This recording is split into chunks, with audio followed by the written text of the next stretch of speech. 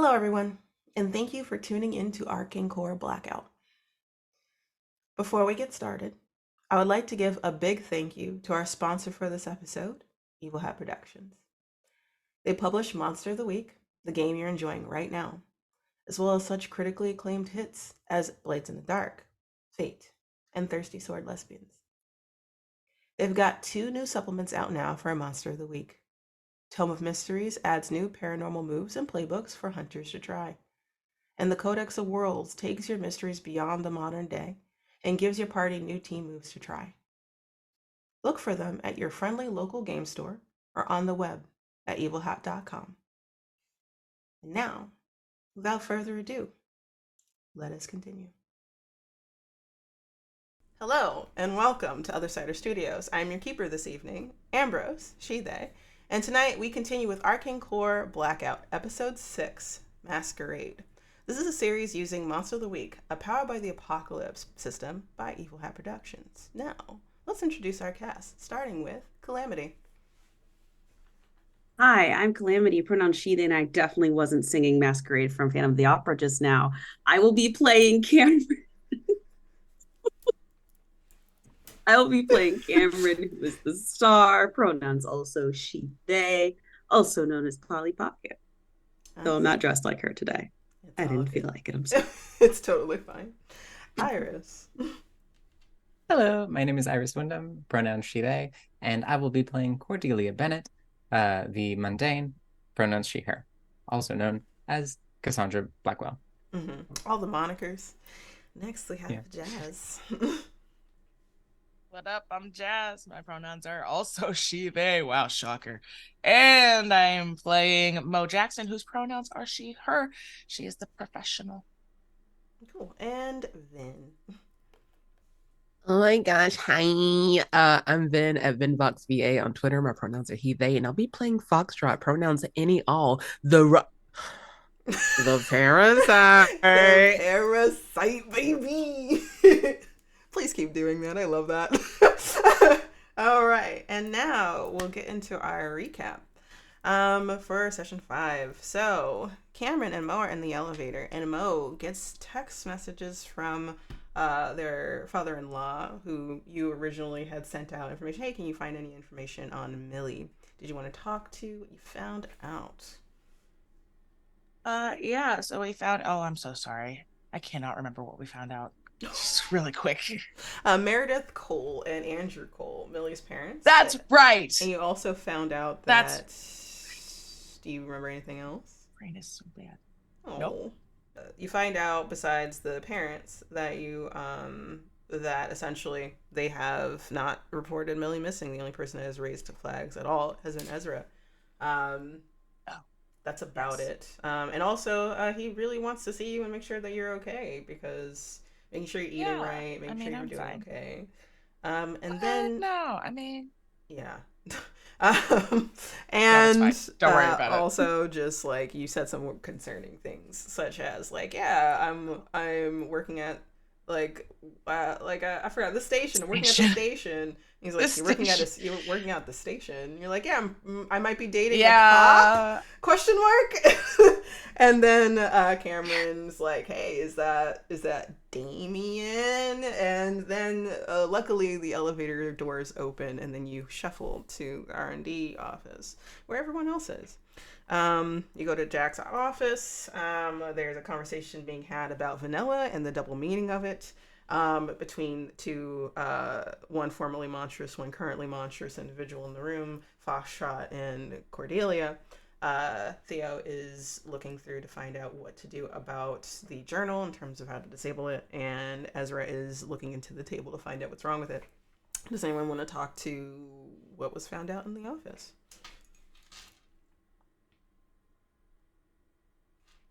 So it was discovered that, for one, I was around when ice cream was patented.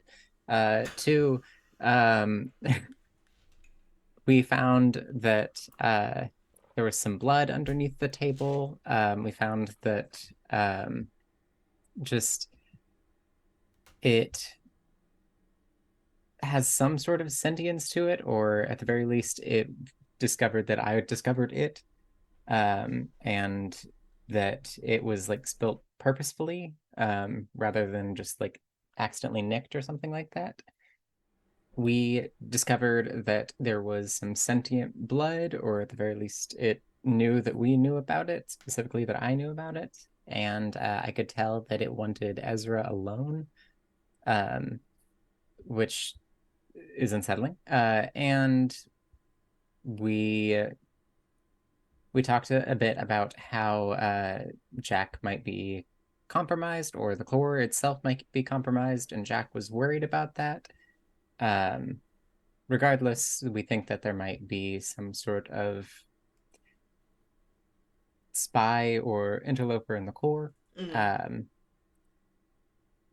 Very subtly brought up the question of what everyone's mother's names were, not to get into anyone's bank accounts or anything, just for like a bonding moment. Right. And only Cameron was really the only one that really said anything, but I said my mom's name. Oh yeah, you did. Oh, yeah, my you adopted did, yeah, mom's name. Yes, yes. My mother-in-law's name. You got it. Yeah. One of all three in the above. All three, yes. And Ezra said no, super casually. It was a whole sentence. No, period. Because of the cybersecurity risk. No, that's why we didn't answer. You're like, mother's maiden name, what? No. So that's why, entirely, totally. And from there, I think that's all that's found out in the room. Y'all split up. Foxtrot stays with Theo. Mo, Cordelia, and Ezra go to unpack the rest of Millie's room. And Cameron, you say you have to meet your mom and dad for reasons. There's dinner They're night tonight. people. They're night people. Yeah, that's and then you ran away from that. From there, we kind of follow Cameron that was running to their concert, the real reason, not actually visiting their night people parents. And you find out that Marcus isn't doing terribly well and checked himself into the medic wing to just check out if there's something wrong. And he had his blood taken, checking to see if there's any symptoms other than what he stated, which is time is missing from yesterday. You pull the doctor off to the side and they tell you that like maybe got mesmerized or something like that. And that's all that they can tell, but they are going to check to make sure it is not anything having to do with being turned into a doll. It's just very not likely because they didn't experience any weirdness entering the core or anything like that. And they probably also did tests to see if any weaknesses were triggered. And no, it seems like everything's fine. Then from there, y'all leave. Marcus assures you that he's fine, just a little concerned. We go to Foxtrot and Theo in the R&D office. Did you want to talk to that? You kind of just stared off into the distance. And Theo noticed because, are you good? So what happened? I mean, they felt a little attacked knowing that there's someone sneaking in the office, there's an invasion, and they felt it was a little pointed. Also, like their bit was taken. Eventually, masks were shed and identities were revealed between an alien and a Nephilim, which are two different ends of the celestial scale. Mm-hmm. Nephilimins. Gesundheit. Fuck you. So loved that exchange so much. And then y'all kind of work together to disable the journal. Find out that the journal, the first time, that it is a parasitic entity of a different type. It is larger in scale, and its main goal is to hurt and to take over, essentially. And that's what its main goal is. And it's not the master of its own domain. Something is telling it what to do. And then you are able to work with Theo to further disable it. But before we get into that, we follow Mo, Cordelia, and Ezra that's going to Millie's dorm. There's a minor heart-to-heart where Ezra says he wants to talk to you about what's going on with him because he knows there's something wrong. But as soon as he tries to mention, yes, I want to talk to you about it, he freezes and seems to have a memory lapse of even telling you that, even though it just happened a few seconds earlier. And that, oh no, we're here to just clean up Millie's room. And Mo, did you want to talk to what happened there? And I freaked out a little bit.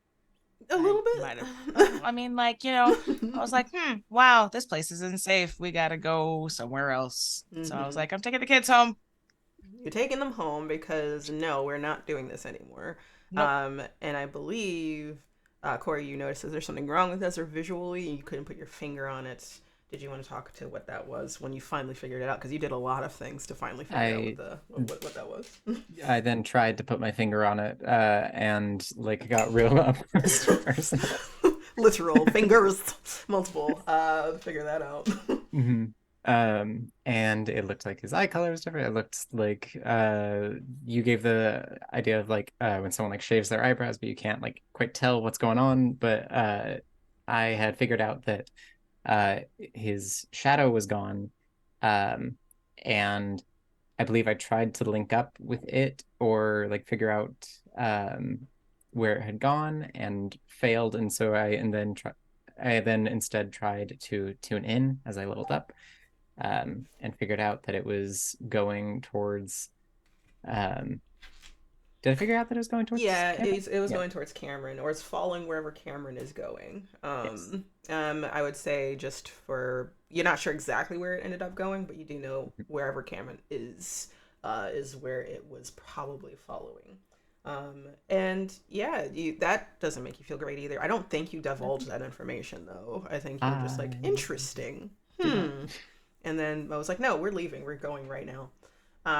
And Ezra is confused because like, hey, this is not the place for this. Why are you up in my face? So that's kind of also Time and a place, Cordelia. Time and place for this. And then y'all rush out of there and head back home.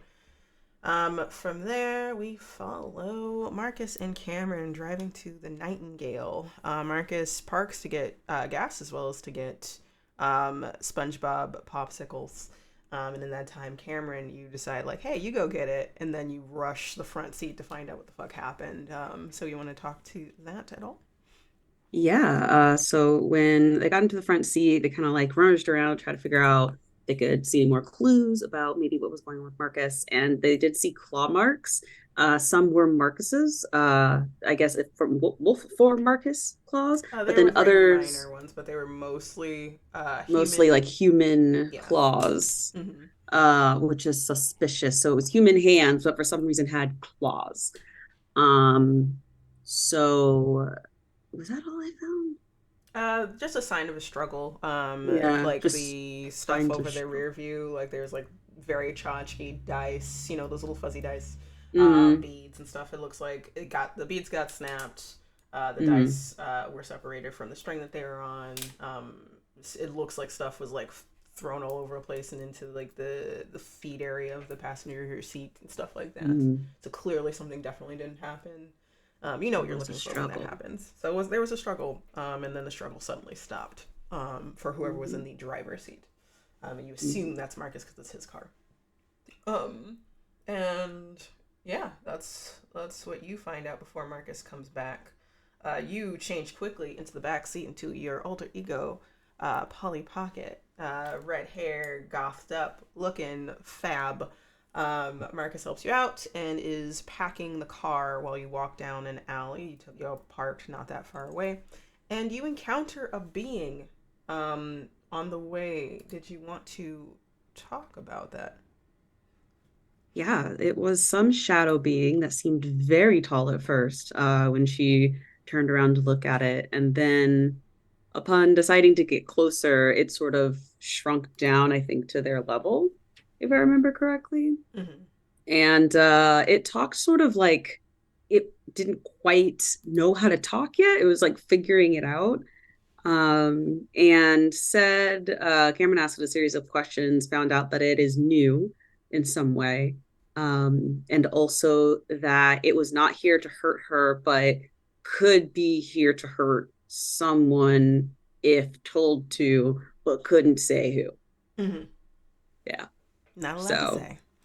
She's like, Um, well, listen, I have a new song coming out, so just enjoy the show, I guess. Because it also said it would be at the show.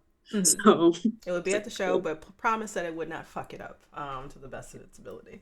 So yeah, you're like, all right, and then very casually, very badass wise, continue walking down. You make it to your green room in the Nightingale, which is at St. Mark's Place, and you encounter Amber, your manager, but you also encounter somebody else, someone named Mrs. Smith or Miss Smith. It doesn't give Smith. you a full name. No. And she gives off a certain vibe for you, and kind of seems to be a fan of your music and everything that you're doing, and would love to make a deal with you. Interesting. I don't like it, don't trust it. Don't like it, don't trust it. No. Mm-mm. When Marcus comes in to ask where to put all of your stuff, also has a very bad reaction immediately. Even doesn't even barely say anything. Wrinkles his face as if smelling something bad, and then quickly gets out of there. Which big question mark. Then Miss Smith leaves after giving you her card. And then you go back to your normal self in terms of personality with Amber, who knows you very well and is very proud of you for being there on time. And you're just kind of decompressing before the show and probably going to do some sound checks. Foxtrot and Theo, back as you do the second round of what's going on with the book, you're able to fully disable it. Foxtrot, you yourself are able to like have a little mini slap fest with this thing, because it's like, stop trying to disable me, and you're like, no, move.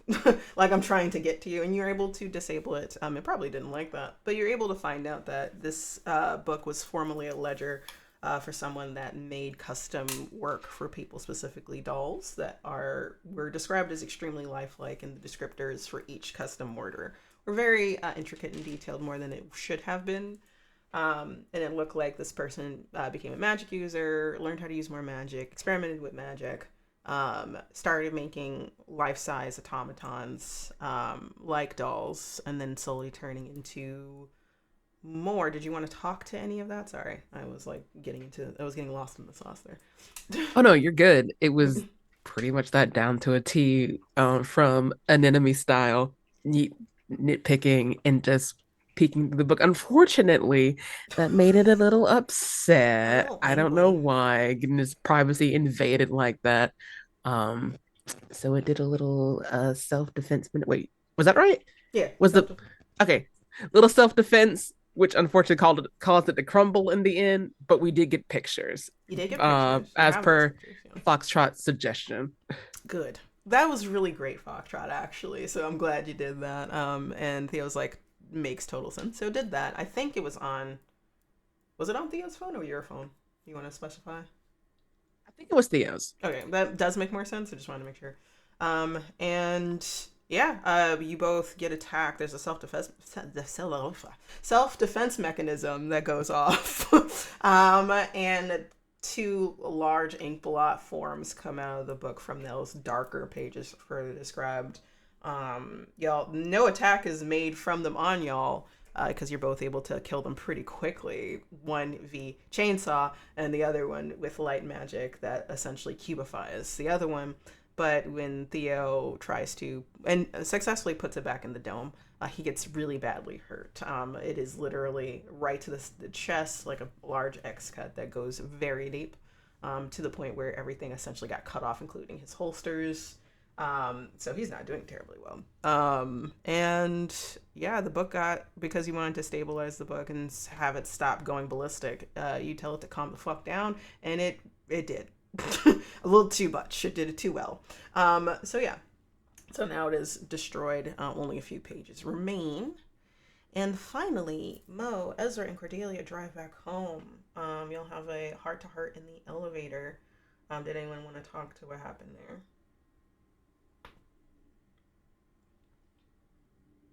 Well, Ezra seems to think that he's turning into a monster. I don't think so. I mean, I think that I just happen to think that monster, the definition of monster is more in behavior than it is in, I don't know, species. So we assured him that he's fine, or that he will be fine, and no matter who he is now. We still accept and love him the way that he is. And then somebody confessed something out of the blue. We were having such a nice moment, and then elevators open up. Hey, by the way, here nor there. I may have talked to a otherworldly Fae entity who's very high ranking, and we've had trouble with in the past. But that's L. It was L. And I may have offered up the information of Ezra's mother's name in exchange for trying to figure out what the dollmaker wants with Ezra. I didn't do it though. I didn't make the deal. I just thought about it. And also tried to and then tried to get the information. Started to get the information. Tried to get the information. I was just not very happy with you. Yeah, I was like, I mean, why? Like, I was like, oh, 2 and 2. You tried to get me to say my mom's name like not that long ago. Oh, Corey. Boyfriend's mad at me, y'all. Yeah, boyfriend's mad at you. So yeah, but as soon as y'all get out of the elevator on the floor where Mo's apartment is, that she shares with Cordelia, you realize really quickly that there's two beings standing in front of your door, and then there's another one down the hallway a little ways, so kind of separate, like, you know, like kind of cordoning you off as soon as you get out of that hallway where the bank of elevators are. And one starts running towards you, and you realize really quickly that it's an automaton that can detach its limbs, and it looks like it's trying to wrap around Ezra, and that is where we left off in typical zinger fashion of me, which I'm super proud of. You gave me permission, and I delivered the thing. I ran with it. Very super ran with it. All right. Anyway, content warning. This is a series that focuses on the following elements: violence and combat, specifically gun violence, fighting, and supernatural violence; trauma and processing trauma; minor body horror; descriptive scenes of death; no gore, but maybe unsettling or dark; illusions and altered realities, creepy atmosphere, betrayal, and potential death. Please take care of yourself. If these elements and how they may be portrayed make you uncomfy, you can always catch the VOD later or on YouTube. And that doesn't just go for the audience, but the cast as well. They are able to walk away whenever something becomes too much, or using safety tools in place for that reason. Now, without further ado, let us continue.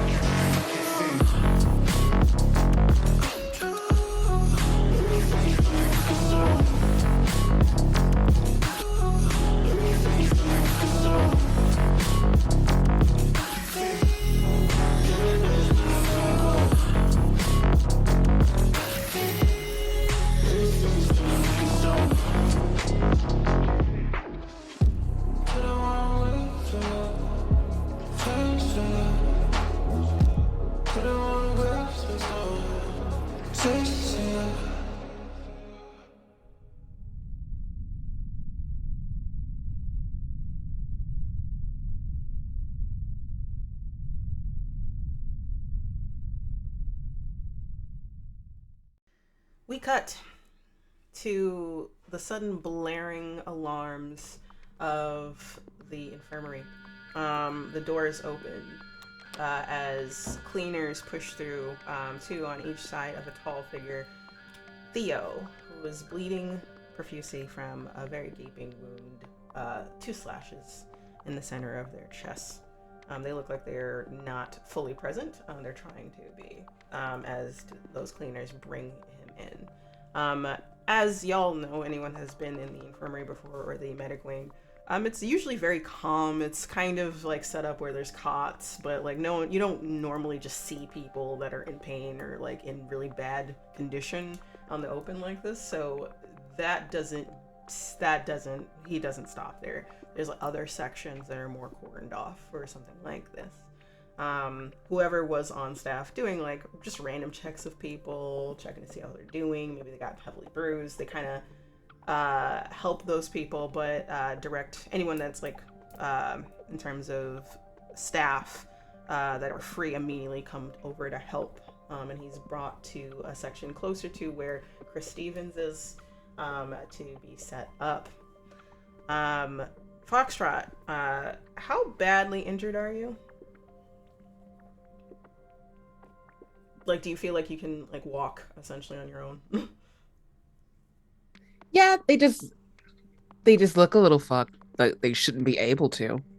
But 4 out of 7 harm should be unstable, but not. They're just like, oh, it's fine. It's fine. When it clearly does not look fine. Alright, I would say it looks like you can walk just fine, but it looks like you're having a hard time processing how to move. Because you got damaged. Like your body, your actual gooey inside body, got cut up a little bit. So maybe you can't fully extend to the nerves that you want to. So it looks like you're having a hard time taking full control here. So like there might be some movement issues. But another cleaner is helping you where you're leaning against them, but obviously not as much of a hurry. You're right directly behind Theo. But you're not following fully behind Theo. You're in a section that's just before where he goes. You're put down on a cot. I mean, you watch these other cleaners go behind an area where there's like curtains. Like, so like whenever he gets laid down, they have the curtains that might get pulled. When you sit down, I don't know if you're following to see where he's going or not, but you do realize probably while y'all are traveling from the R&D department to the first level, his glamour is not holding up anymore, and it's getting more obvious that he's very much not a human. So the skin starts changing color around his eyes and it starts bleeding down to be very similar to, you're from space, right? You know what galaxies look like and void and vastness looks like. It kind of looks like that, but it doesn't look like any constellations you've ever seen or noted. It looks more, and it looks like it's shifting and shimmering where his skin is. And those eyes aren't hazel. They start becoming more of a brilliant golden, the ones that were already present. And wherever you see scars, those are also starting to turn into eyes. But it's starting to bleed out from his face and down. And his hair is starting to whip around a lot on their own. But again, like it's slowly bleeding out from wherever the start of the glamour was already not working. And as that's happening, they lay him down. He is just becomes unconscious at that point. When he gets laid down, they close the curtains. And someone's coming over to check on you. Is there anything you want to do before that person reaches you? No, they're gonna take whatever inspection is on the chin. Alright, cool. So someone comes up to you, a woman. It's like, so can you explain what might have happened? I'm guessing one of the artifacts went haywire up there. Are you okay? You look. I'm fine. It's mostly cosmetic. I promise. But we had an altercation with one of the artifacts. It is recontained. Is Theo going to be okay? Is there anything I can do? I don't know. I don't think there's anything you can do. It's a little bit delicate right now. He took a really big hit to the chest area. His heart got affected, so we need to make sure that there's no contamination from the book in general. Oh, it seems like you know already. With what he is, it might not work the same way. No doll happening or dollification. It just might be poisonous. Does that make sense? Yes, I understand. Yeah. So this happened really quickly. So hopefully we can get to it pretty quickly. But he might be not great for a few hours. We'll see. Okay. And then I'll just leave him be. I can recover quite well on my own. So I don't know about that. You look like you're having some problems walking or moving in general. no, just stiff. It's fine. I'm fine. It's just, I I would like just you to roll manipulate someone for me. T and dare I say he. Ooh, that's charm, right? Charm are cool. Charm. You need to charm this doctor because they need to do their job. Their job. Oh boy, big money, no whammies. Ah, Ah, I just gently rolled 2 6s, but -2. That's a 10. you fully succeeded. So I'm pretty sure it's just like it fully succeeds without them asking too many questions. Da, da, da, da. Where are you?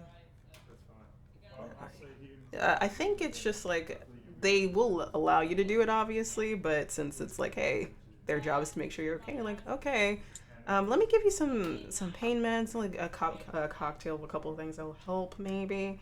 But please check back in about 2 hours, or else I'll have someone come after you to find out like where you are, to find out how you're doing. And she glares at you, but like it doesn't look like you got scratch damage or anything like that from what I can tell. You look a little pale maybe, but like that's just saw I'm assuming a teammate get really badly injured, so it could be that. Yeah, just a little disoriented, and like I said, I'll take the medicine clearly, but I don't want any more fussing over me, truly. Okay, fine, just check in.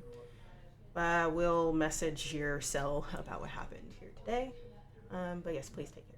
And you see her nod her head, have someone give you like a literal like paper cups of medicine for you. And goes back to that covering where Theo is. You do hear a lot of not natural noises back there, but it sounds like the best way to put it is like when like a chamber door opens, like that exhale sound that you hear, that pops up. You hear like just wisp of just gases in terms of like kind of things that you would expect with like the atmospheric pressure changes, but nothing else happens in the room. It just sounds intriguing from like, hey, that's not what should be happening in terms of sounds. But yeah, you stand up, having a hard time. If you do take the pills now, I can help with some healing right now for you. But hell yeah. So yeah, like someone gives you water, you take that. I would give you one off for healing. As you do that, the door opens again. You see a redhead in a ponytail. You remember her, Janice, walks in, looks around, beelines to you, and behind her there is Aurora, who looks very worried in general. So try not to show it very well, Aurora. But briskly walking in and kind of walking to you. Can you tell me what happened? Are you okay? I'm fine. It's just one of the artifacts got a little testy while we were examining it. One of the artifacts? The artifact? Just one. If you had to put an article in front, yes. Yes. What happened? We were examining it, like I said, and then it got hostile. We took care of it, and these are the repercussions. It got hostile. It has never, from my understanding, it wasn't the worst that it can do is possession, not potentially kill somebody. Looking towards like where Theo is. Well, it's proof of how successful we were. We were able to find new mechanisms within it. You able to find new mechanisms? Can you elaborate? Or at least tactics. It was responsive. Mid expressed hostility, which, again, was surprising for an item of that caliber, but here we are. Interesting. You said you found things out. What did you find out about it? Well, we found out that the pages were initially a ledger, journal of sorts when it comes to the actual doll making process until it got more advanced and magically inclined. I see. And can it still be looked at right now? Or is it still enraged? Oh, enraged, a little tarnished, if I can find the right word for that, but we did take photographic evidence, so okay. Things that were lost have been archived. I see. Okay. Well, never like when artifact gets destroyed, but in the case of this, understand. You see Aurora kind of like is staring at where Theo is. Kind of looks like a personal assistant to Janice kind of situation. Not really. Like, obviously isn't literally, but like has like a clipboard and stuff like that, and then looks to you. Right. I'll be messaging your cell. I don't know where they are. In typical S12 fashion, they don't update me on anything. But I will be sending out a message of what happened. You should probably meet up with him at some point, or either that, or do your own research, or go back to command center. Either way, to continue. It has been a rough day, obviously. So I would not fault you for going back home.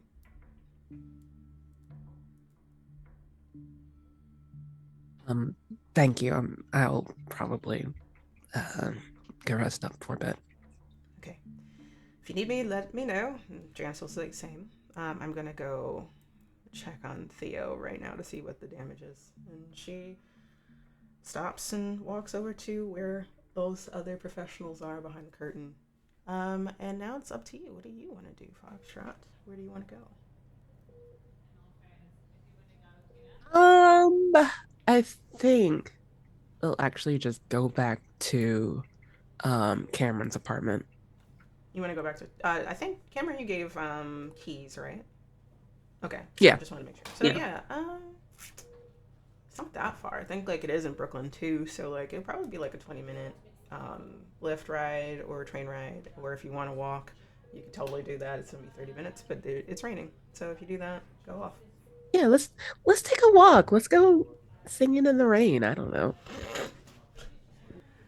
Oh, thank you so much for how you play. Heavily bleeding, or they're not bleeding. Not that I'm aware of, unless you're talking about looked like wrecked. Well, I guess you.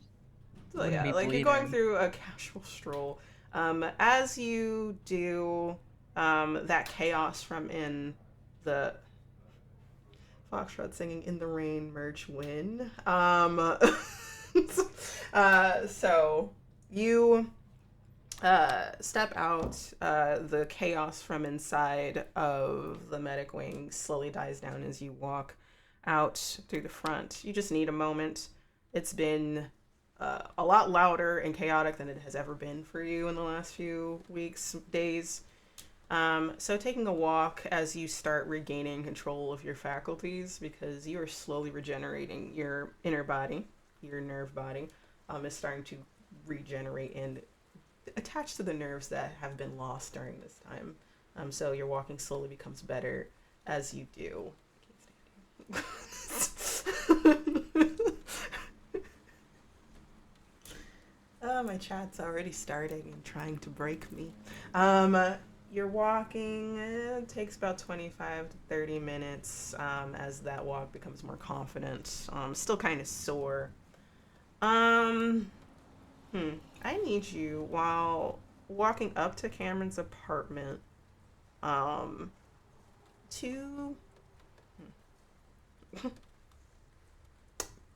read a bad situation.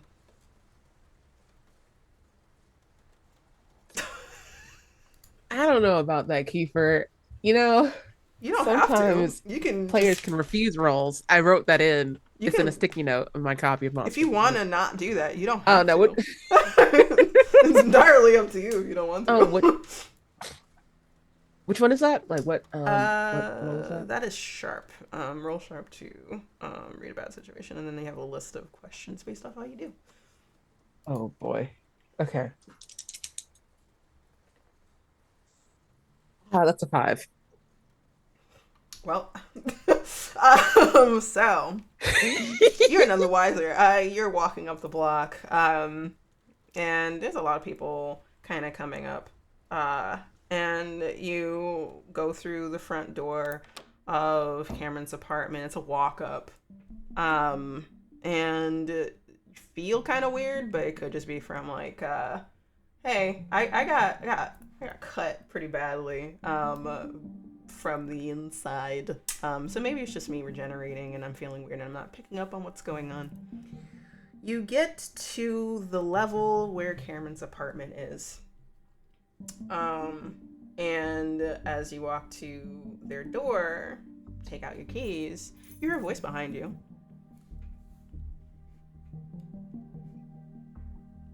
So, hey, you rang for me?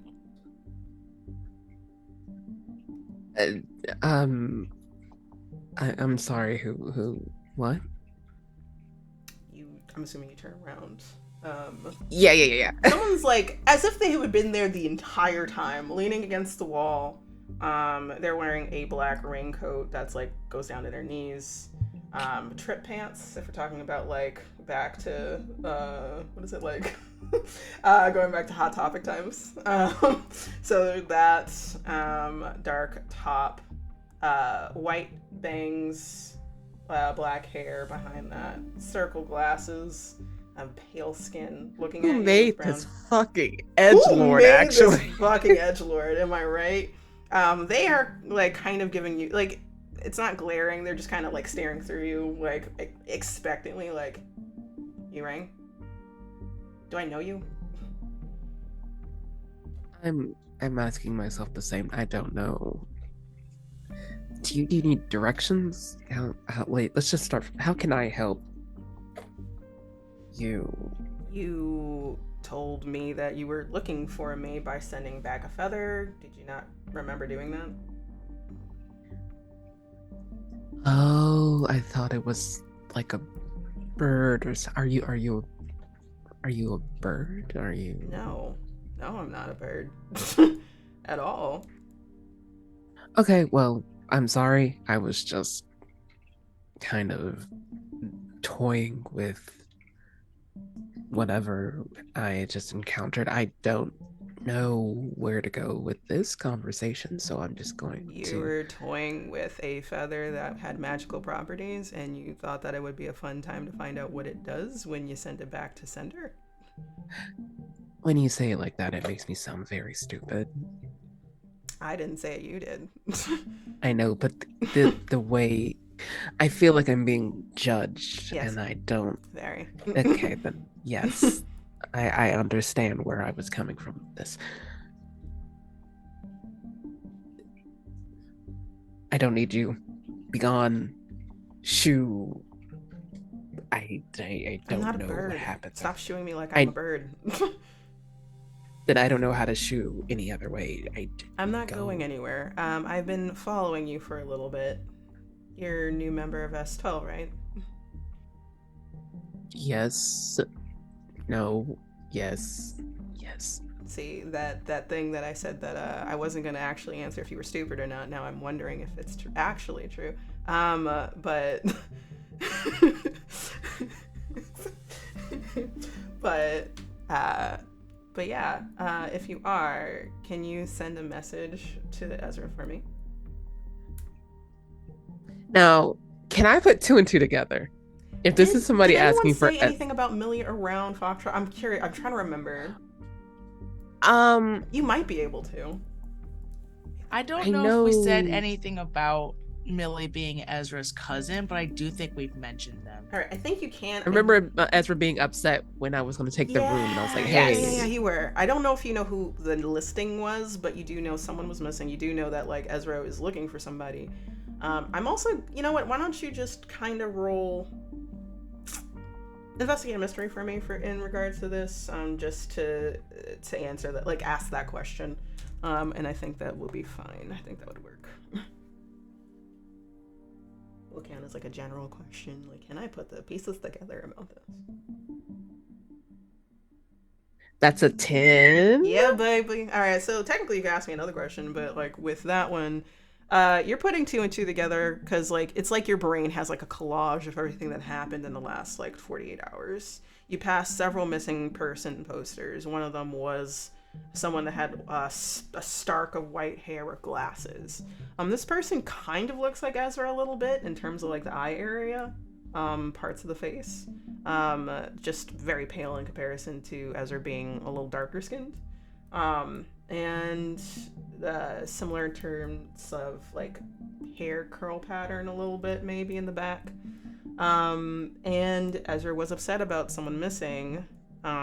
So is this Ezra's cousin, or is this someone Ezra knows that they were upset about? You're figuring out that might be who this is. You can ask me one more question.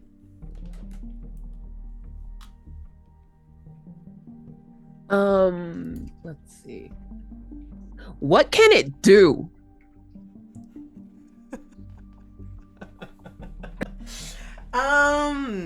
That's a great question. What can it do? It could wreck your shit if you say the wrong thing.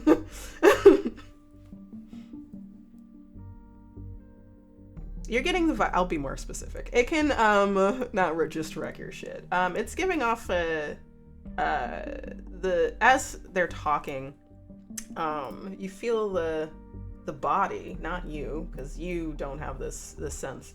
The hairs on the back of your neck standing on edge, meaning that I want to run the response is like triggering for the body that you're connected to, that nerve. And it's like something that is just itching for a fight is standing in front of you. But they're hiding it very well because they don't know who you are and they would rather not. But Look, I feel there's a very distant wave of hostility that is waiting to break the surface, so I'm going to stay relatively calm. If that's what you can do, by all means. I think I know who you are. And Ezra is very emotional about you right now. Oh, I'm hoping you didn't say that to his face. No, because I'm not that stupid. I think you're better off sending your message to them. Essentially, I can even help you get in, assuming that there's nothing That's not how this works. awful. And I can't. Okay. But are you going to? And they push off the wall, arms still crossed, and they walk over to you slowly. Still that, like, giving off that panther energy of like, hey, one word, I'm off. They're like I said, can you give a message to Ezra for me? Sure. Thank you. That wasn't that hard, now was it? They just grimace. Little shit. Can you have him look into 𝚬𝚘 for me? When he went by himself, he'll know what I'm talking about. You said Freyton? I'm sorry. Freyton, Freyton, Pennsylvania. Okay. I did. Okay. I'll put it on a sticky note. Thank you. You're welcome. And now I will shoo away. And as soon as they say shoo away, you see the air around them bend down. They're gone, like in a pop. flurry of feathers. You could barely see. And another one falls. 2 of them fall in front of you. Hey, Cameron, quick question. Yes. So this apartment, the kitchen situation, does the Okay. sink have a garbage disposal? I'm just asking for a friend. I imagine it would. Yeah, okay, cool. We're gonna just shred the feathers in the garbage disposal. Oh, why would you do? Okay. Why not? I don't need that bitch coming back around. I do. So, if you do, you're gonna have to roll kick some ass. Are you okay with that? Yeah. Okay, go for it. Talk about plot irrelevance. Let's go. Are the feathers gonna fight you? Cause I want to fight the oh no, feathers. I don't like that look, Ambrose. I don't like that look, bro. I wasn't expecting it to be put into the garbage disposal. Oh, gee. That's let's see, a 7. Okay. So you take those feathers, you unlock the door, flip it open. You're kind of like grabbing these 2 things in your fists as you walk over to the kitchen and throw it in the kitchen, in the garbage disposal. When you do, it works. It shreds. There's like specks of like iridescent particles that like shoot into the air, like fine points in the air, and then they shoot at you. So you killed them just fine with the garbage disposal, but you take 2 damage. It's like it pierces through your chest and shoulder, all the way through you.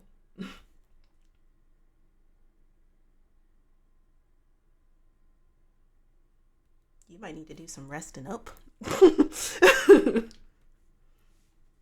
Yeah, I'm feeling a little eepy. I don't know about the Real rest of eepy. y'all. So literally, like, shred. Just a little. Like a literal, like a mini tiny shotgun blast of supernatural energy kind of went through you. It doesn't look like any like skin was disturbed or damaged. It just looks like now there's just like fine pin pricks that went through. If anyone looks close enough, through your shirt and your shoulder, so all through here, and you kind of lose feeling in that arm and shoulder area. It just stops working.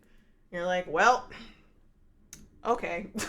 So up to you. You can take a rest. Yeah, just about a slack arm just okay. falls right on the sofa.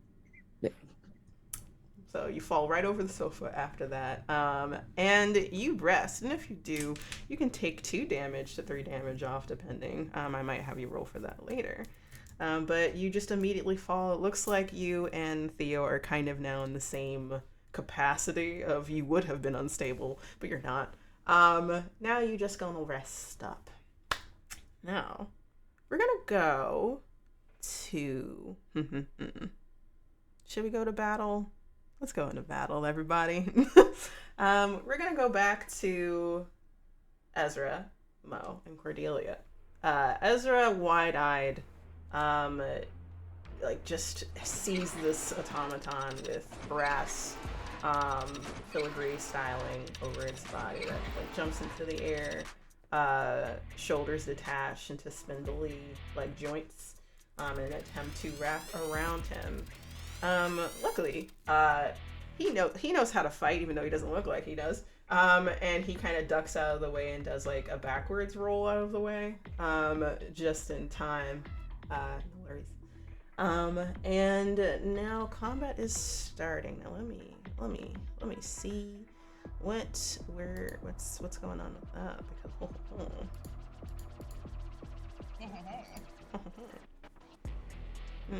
because Automaton technically took a turn just now. So now it is Yumo. Oh, is it me? It is Yay. Cool. Can I take a second to read a bad situation with these folks, or did I? Okay, cool. You did last time, but if you want to like look for something more specific now that you know what they are, yes, you can I do. do. There you go for it.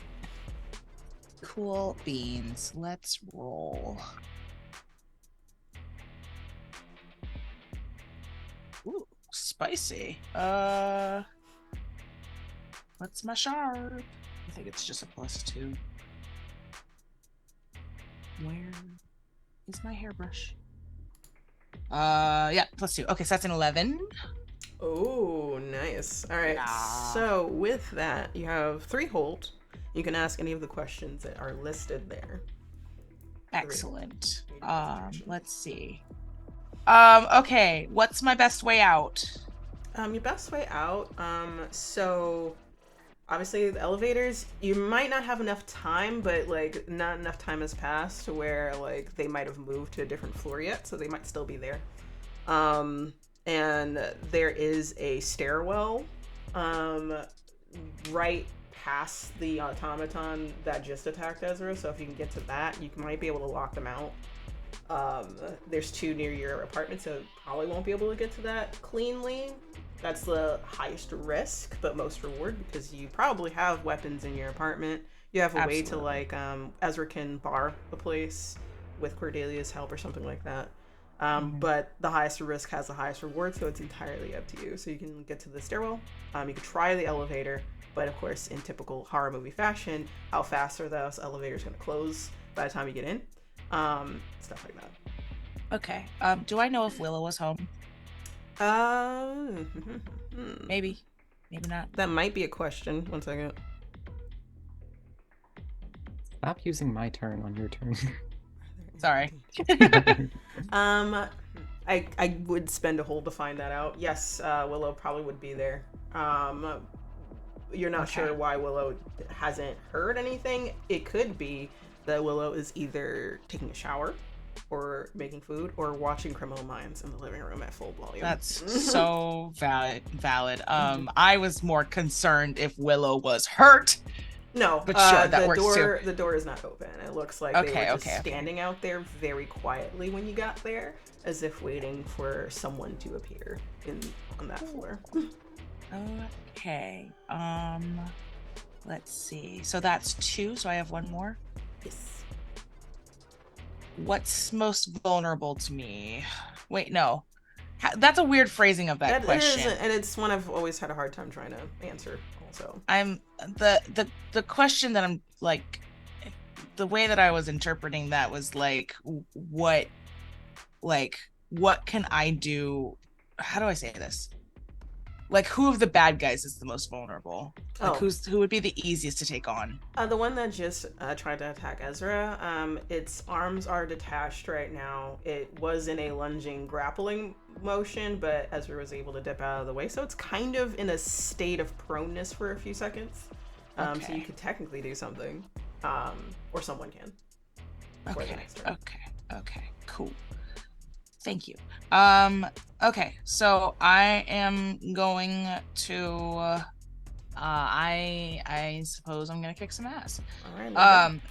Yeah, so this apartment is like largely made for core members, right? Or like, yeah, there are a lot of core members in it. Plenty of them are here. Not enough where it's like every floor there's anybody, but like at least, let's say 1 or 2 every other level. So all right, yeah, sounds good. Yeah, well, I have my gun and I have my knife, but the gun especially is what I'm going to be focusing on because it's pretty loud, and I can only hope that Willow, if they are taking a shower or watching Criminal Minds at top volume, well, maybe not if they're watching Criminal Minds, but I just can only hope that they're going to hear the gunshot. So I am going to shoot. I'm going to shoot the automaton that is more or less prone or in a lunging, I guess, position. I'm going to aim for their head because that's my instinct, but I don't know if that's going to work to disable the entire body. That's all I got. Yeah, we'll see. We shall see. Wait, hold on. What is this? Roll tough. Oh boy, what's my tough? I don't even know. I think it's decent. It's not bad. Is it? I remember. It's not as great as like cool, but I think it's decent. If I remember. Yeah, +2. Okay. Joy. Love that for me. Let's go. Whee! Oh. That's not that bad. Wait. Okay, that's an 8, but I rolled a 1. That makes me so sad. You got an. It's an 8. It's an 8. All right, cool. It was a. Yeah. Oh, okay. I see what you mean. One of them was a 1. The other one was a 5. Okay. I was like, wait, what? You got a 1 but an 8? Okay. But yes, Yeah. totally understand. So trade of damage then. So you do. You're able point blank blast this thing in the head. It takes. How much does your gun do? Dos. 2. All right, it's too loud, but you also got a headshot, so I'm gonna boost it up to 3. Pretty Heck close. yeah. It does do it. There's a gaping hole there, like there's like obviously entrance and then explosion wound where it happened. Obviously, it's a automaton, so it's not that graphic. But it's still moving. So you realize that's not its weak point. But it is. Its face isn't doing great, like in terms of the explosion part of it. It's gaping eye sockets look towards you, and it's going to take one of those extended arms. The fingers turn into claws, and it takes a swipe at you. You are going to take 2 damage, and it's going to aim for. You also have hidden armor though, so like I'm assuming it's the chest area. So like it's aiming for the shoulder and chest. You only take 1 damage. 6 instead. That for me. I will kind of, as I'm doing that, just kind of shove Cordelia and Ezra back up and be like, "Get to my apartment. Will should be there." And I would say because I rolled so well, yes, Willow definitely heard that. You can't hear what's going on in there, but they do run towards the apartment. Who's next? Automaton number 1 turns as soon as you push them, and they turn towards the apartment. Like Cordelia and Ezra turn towards the apartment and start making their way. Ezra is kind of blocking Cordelia, and grabbing your hands. His hands, still have his biker gloves on right now. And one starts rushing over. Let's see what happens. Oh god. Alright, so same thing.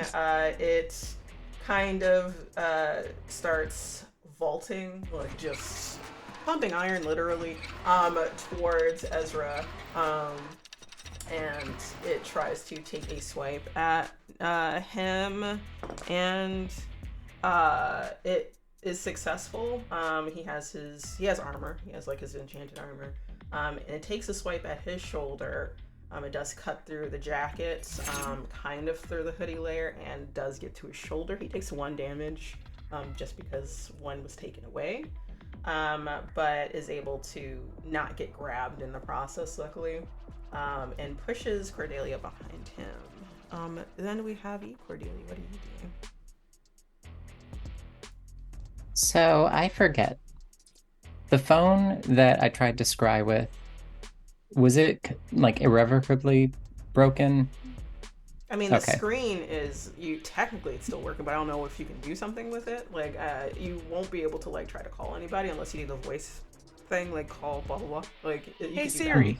You can do like, hey Siri, call blank. That's all you can really do. But you can't do that like typing with. Yeah.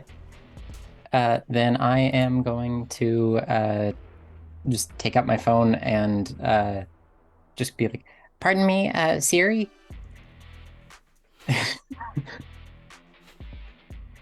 Ezra looks over his shoulder for a quick second after like dodging like the fuck. Like, I was like, what about Siri? Go ahead. Call Aurora. Aurora! Oh, Aurora's being utilized. So I just you call Aurora and it works. So okay. You kind of hear like a little staticiness when it first like goes, but like 2 rings, and then it's like, oh hello, this is Cassie, right? Yes. We are under attack. Oh, is it a doll? Are you on the case right now? Or? No. No. They are robots. Automatons. Sorry, automatons. Very World's Fair looking things. You can hear like a screech in the background from one of those things that missed Ezra because it was frustrated, and that screech is very loud. And then just, oh my goodness. All right, where are you right now? We are at Miss Mo's apartment. Okay. It's myself and Ezra, and yes. All right, I will send a few your way. I don't think any hunters are at their homes in that location right now because they're out. But I can send someone that's not too far away. Stand by.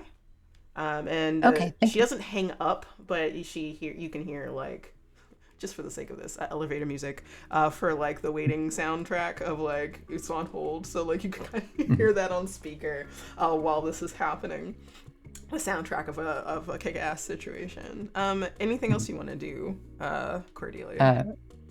I'm just going to say like, I'm going to mute myself while I shoot one of them. And then It's said so sweetly. All right, kick some ass. Yeah.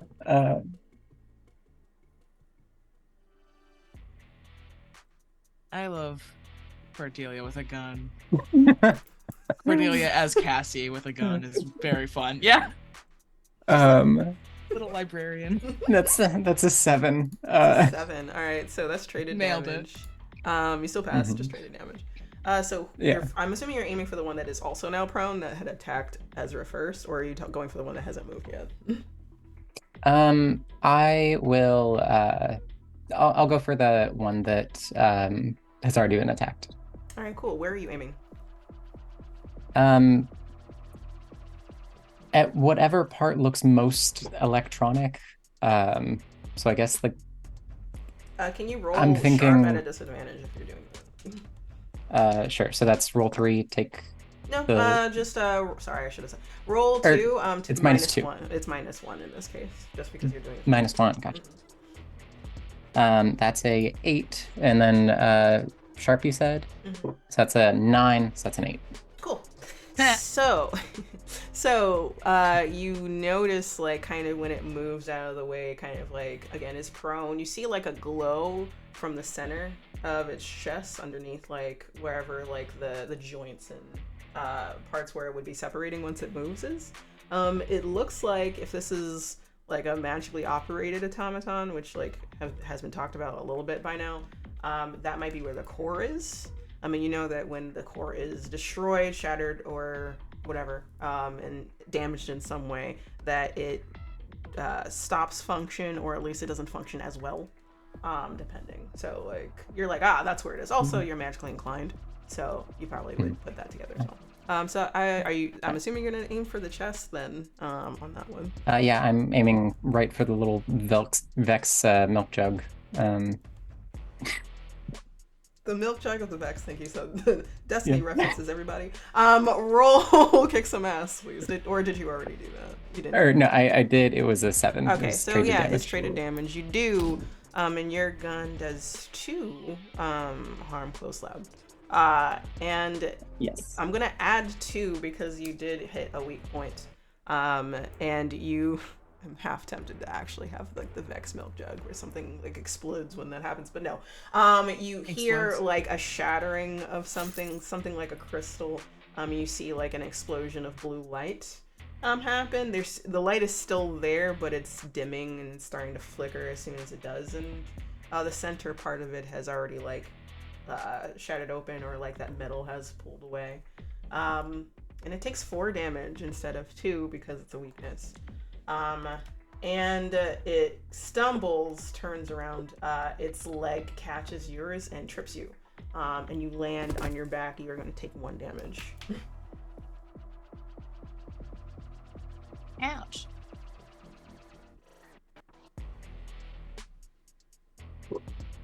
Okay, so last automaton, the one that hasn't moved yet.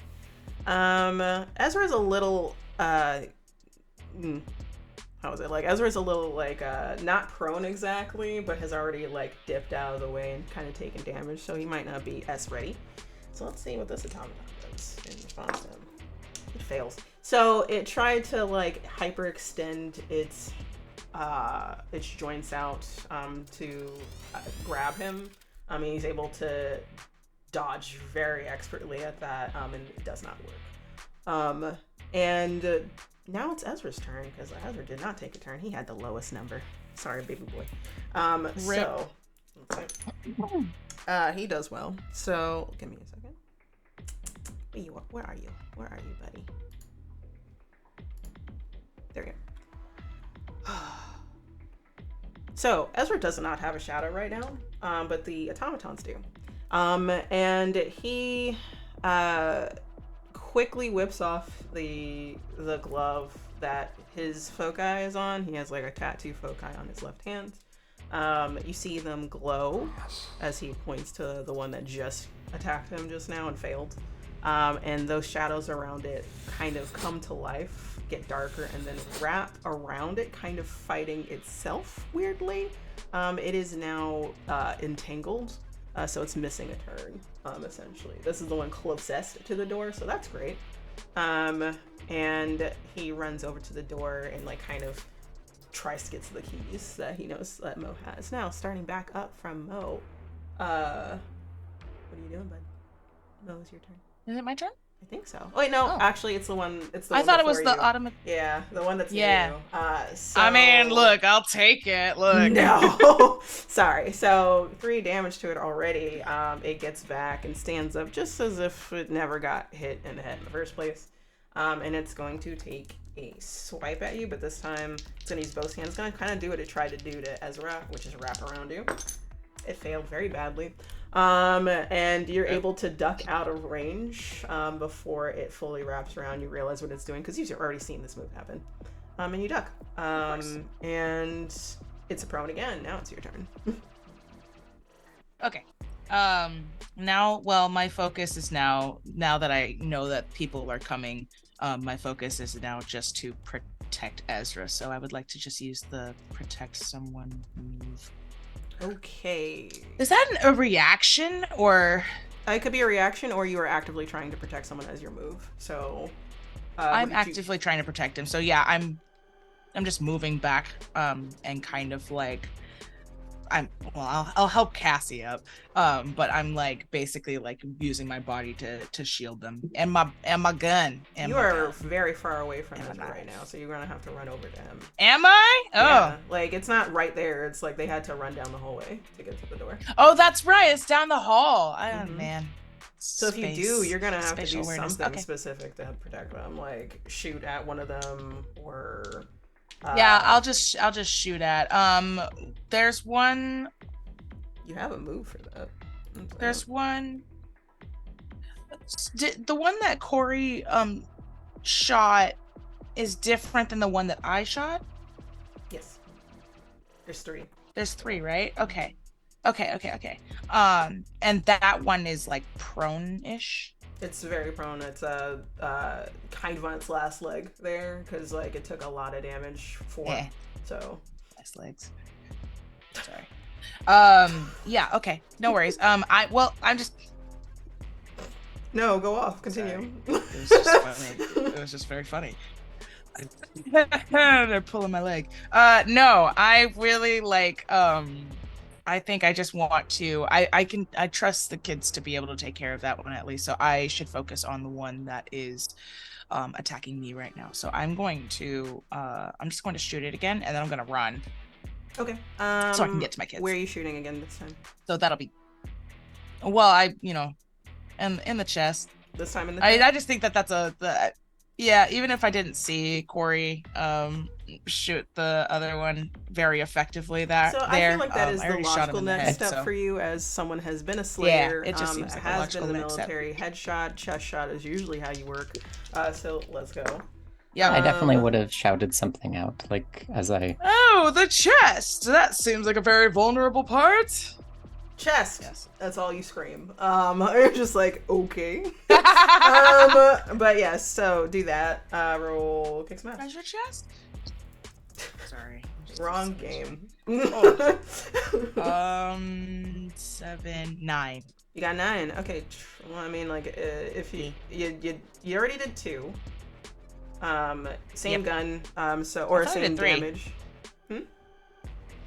Weapon? I thought I did 3 because it was a headshot. No. Originally. Oh, I thought I you're did right. three You're originally right. You're right. because it was a It's headshot. 3. It's 2 plus 1. Yes, 3. Thank you.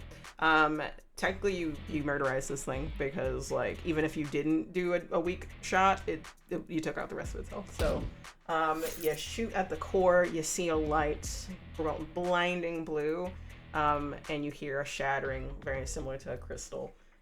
This one just peters out and it falls. I would like to say dead, but it was never alive to begin with. It just falls and crumbles very much like a puppet, and kind of tries to move again, and then just stops once that light goes out. And then you make a run towards your apartment. Let's see. 1 second. Next automaton, the one that's on the floor at this point, near you. Cordelia tries to grab your ankle to stop you from moving. It succeeds in doing that. So you kind of fell on your butt. You try to get back up, and as you do, clawed metal wraps around your ankle and digs into your ankle. You're going to take 2 damage from that. Ow. Let's see. It's now your turn.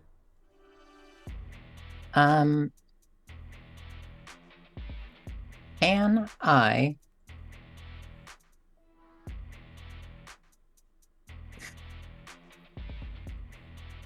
would like to try and use magic. There's 1 of 2 routes that I'm trying to go. Either just do one thing that is beyond human limitations because I'm not strong, and just try and reach in and like grab the milk jug and rip it out. Or if I could try to essentially bar a place or portal from a specific person or type of creature and essentially encase the milk jug using magic so that it cannot connect and cannot conduct with like the rest of the creature. That is such a unique usage of that. So what you're saying is like bar the magic item that is powering it from the creature of the body itself. Just roll. Just roll use magic, because either is technically correct. One sounds way cooler than the other one, and one sounds brutal as shit. Go ahead.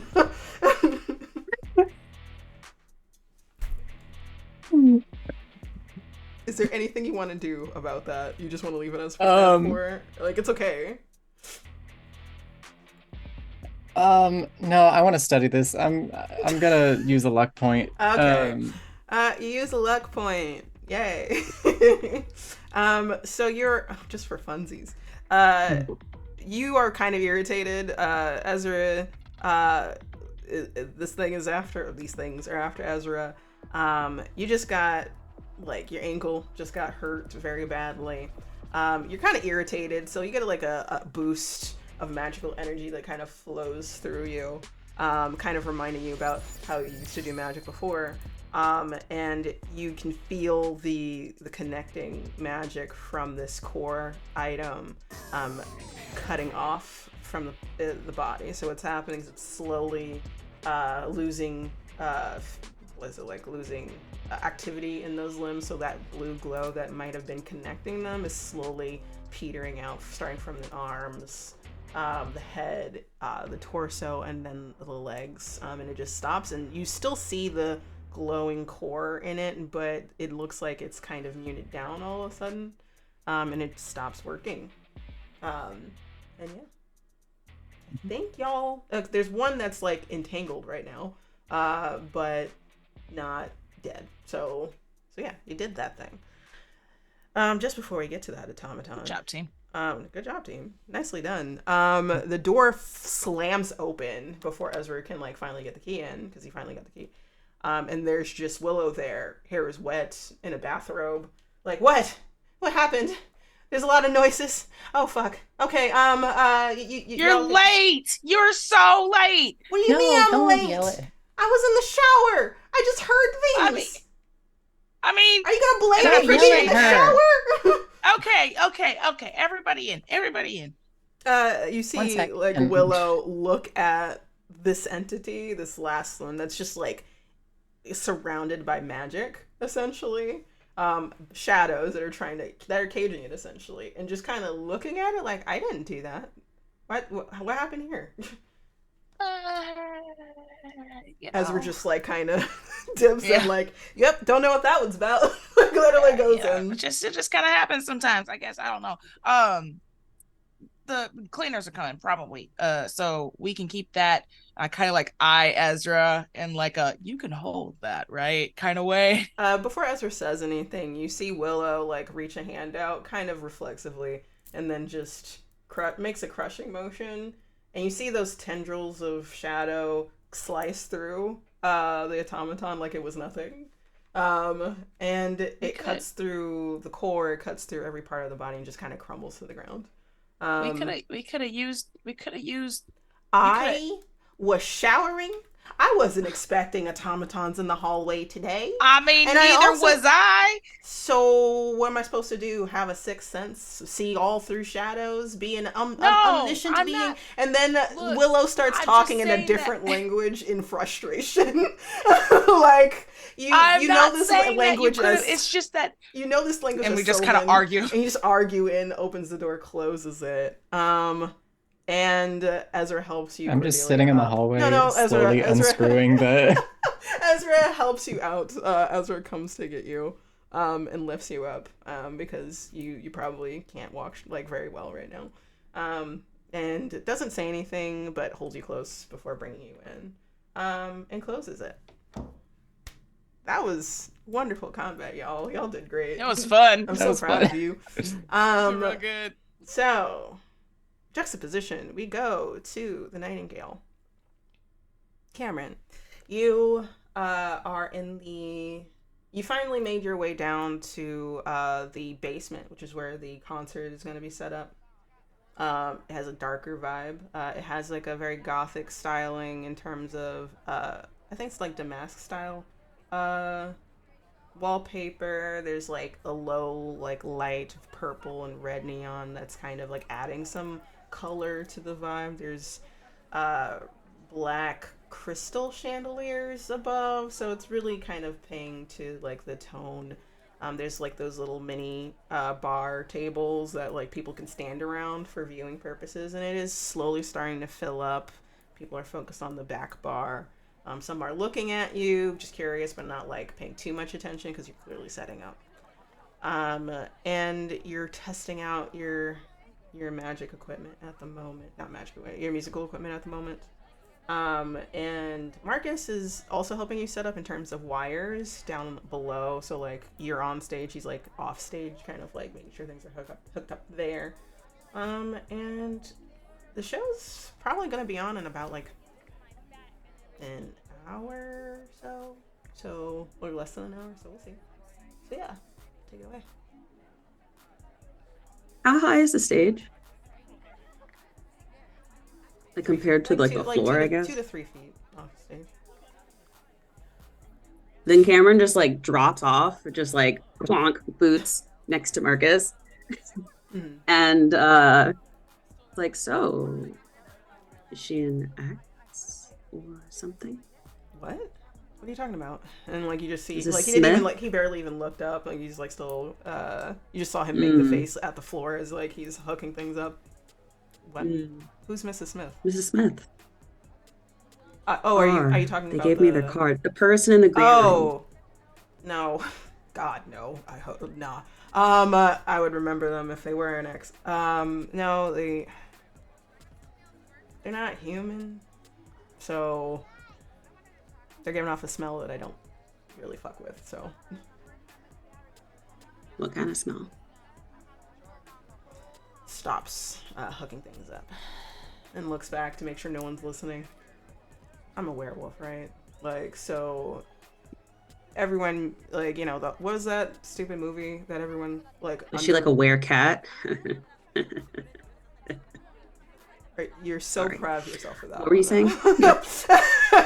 You just half cricket smile at you, like you're really proud of yourself for that one. It's like the look that he gives at you. It's like, no, not a werecat. Sorry, it was they're actually pretty cool. But the thing is, everyone, and even Underworld, like that stupid movie about werewolves and vampires and stuff like that, right? Yeah. So.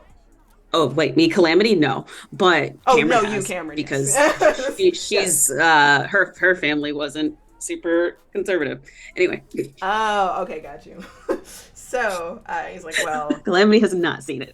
Got you. I have no idea, but yes, Calamity definitely had. So like, or any movie like that, right? There's like this weird assumption that werewolves and vampires are in eternal war with each other or something like that. And some werewolves don't, but then there's other beings that, depending on what pack you're part of, might not like certain things. So where vampires are fine for me as far as I am concerned, but when it comes to infernal things, I just have a natural instinct to want to rip their throat out. But that's just the pack that I'm a part of. And just keep that in check. But yeah, just an infernal being in the vicinity. That's about it. Is someone I shouldn't trust, or? I mean, you shouldn't trust any entity that offers deals in general, but no. As long as you say no or you make it clear, you know, like, it's not like a fae or anything where they can trap you in a deal without like a contract, but you need to actually sign up for one with Infernal, so that's the good thing. Okay. They seemed very interested in me, so I was curious. Yeah, devils and magical devils and musicians in general kind of go way back in history, right? Making deals with the devils and getting sudden magical talents, or suddenly getting all the connections in the world, and then, you know, that whole dying at 26 thing, that's a thing. So Yeah. or is it 27 Club? Is it 26 Club or the 27 Club? 27 Club. 27. Yeah. So yeah. Fair. Yeah. Get sudden fame and then dying early is kind of how that goes. So of course. But you are also very talented, so why not? Not that much extra to do, just boost you, is what she probably would like. So. Okay, as long as it's nothing, I guess, sinister. Like, that's not sinister to you? What are they gonna do? Well, like, you know, like, it depends on what the deal is. Like, I'm clearly not gonna say, like, you can take my life away at 27. That's just rude. But like, I don't know. Polly Pocket, be careful, just in general. I will. Thank you, Marcus. And sort of like pat on the shoulder. He just smiles at that, like, yeah, just be careful and it should be fine. She probably runs this place for the sake of getting like deals through musical talent. I keep on doing this, I don't know why. But yes. Be careful. And he goes back to I have another question. He gets ready to go back to wiring, and then you say that, and it's like, yeah, what's up? One more question. Are you familiar with a Millie? Yeah. Why? Who's Millie? Random question. Some shadow creature might have mentioned that they're going to be here tonight. I don't know. What? Like, he like just drops the wiring and then just stands up, like, hold up a minute, like, wait a minute. I didn't need to come get you. There was some shadow creature that met me in the alleyway when I was on my way here. You make it sound like that's a normal thing that happens randomly to people. It's not. A shadow creature. It happens randomly to me. I'm concerned. But all right. So, random shadow creature found you in the alley. Yeah. Asked you about, or told you a Millie was gonna be here. Yeah, said Millie was going to be here, and they're going to be here too. So I'm guessing Millie and them are two separate people. It's Mike.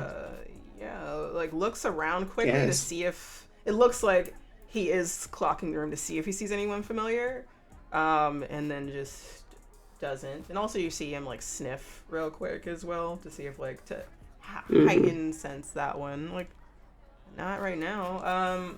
Millie's... one of the missing people on the boards right now, and is Ezra's cousin. Oh, that sounded familiar. Okay.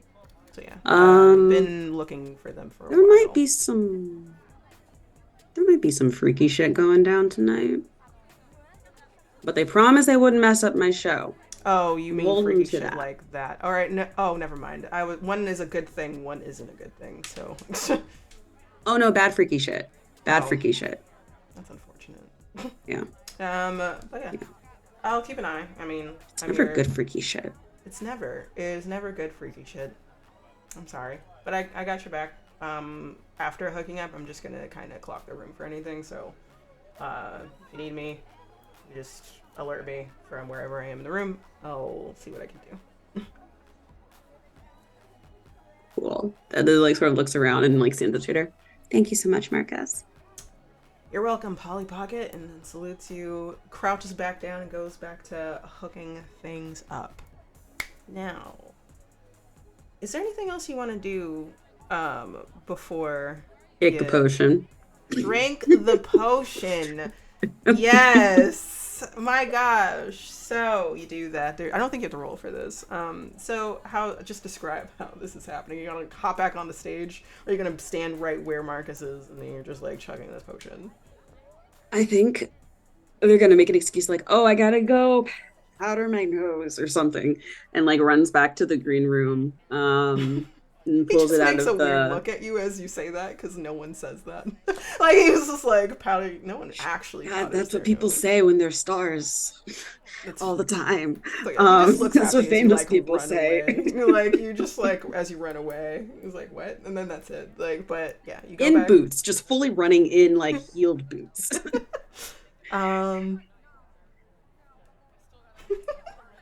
Corey does say it, but... I feel like it actually means what it means because 100%. So, powder nose. As you're running to your green room, you're running towards your green room, right? Like upstairs to the green room because it's like right on the corner of like the basement. You bump into somebody.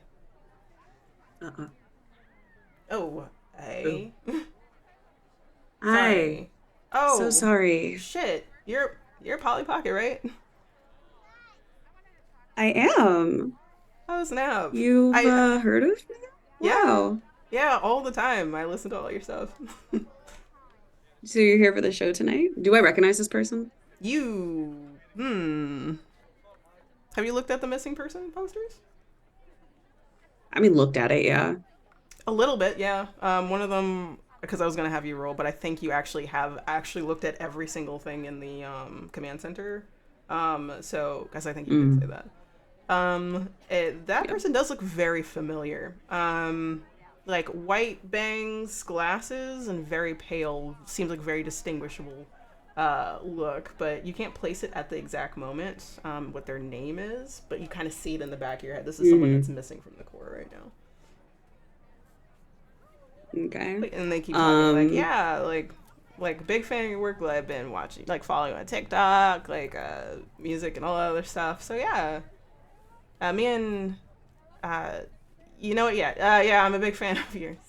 I would ask for an autograph, but you're busy, it looks like, so I'm just gonna go down and... Well, how about after? You gonna linger?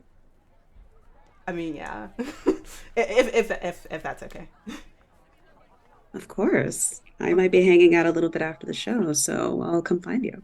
Alright, cool. I'll talk to you later. And they continue. They like kind of follow you as you go up, but they like twirling her little wig. They just grin to themselves. Put their hands in their pocket as they go down the stairs. Just like meeting like someone that they look up to, right? So like going down. And you kind of clock that, but you like. And then you continue like running to your green room to take that drink of your charisma potion that you bought from Audrey. Is there any way you're gonna go about? You're just literally taking it as a shot whole, right? Oh, just shoots it back while also grabbing their phone and sending a message to probably like. Do we have a group chat? We do have a group chat. I always establish. I think we have a group chat. Even if like no one actually said it, I'm just gonna say yes. You have a group chat. In the group chat puts located missing person. Not sure, like cannot remember name.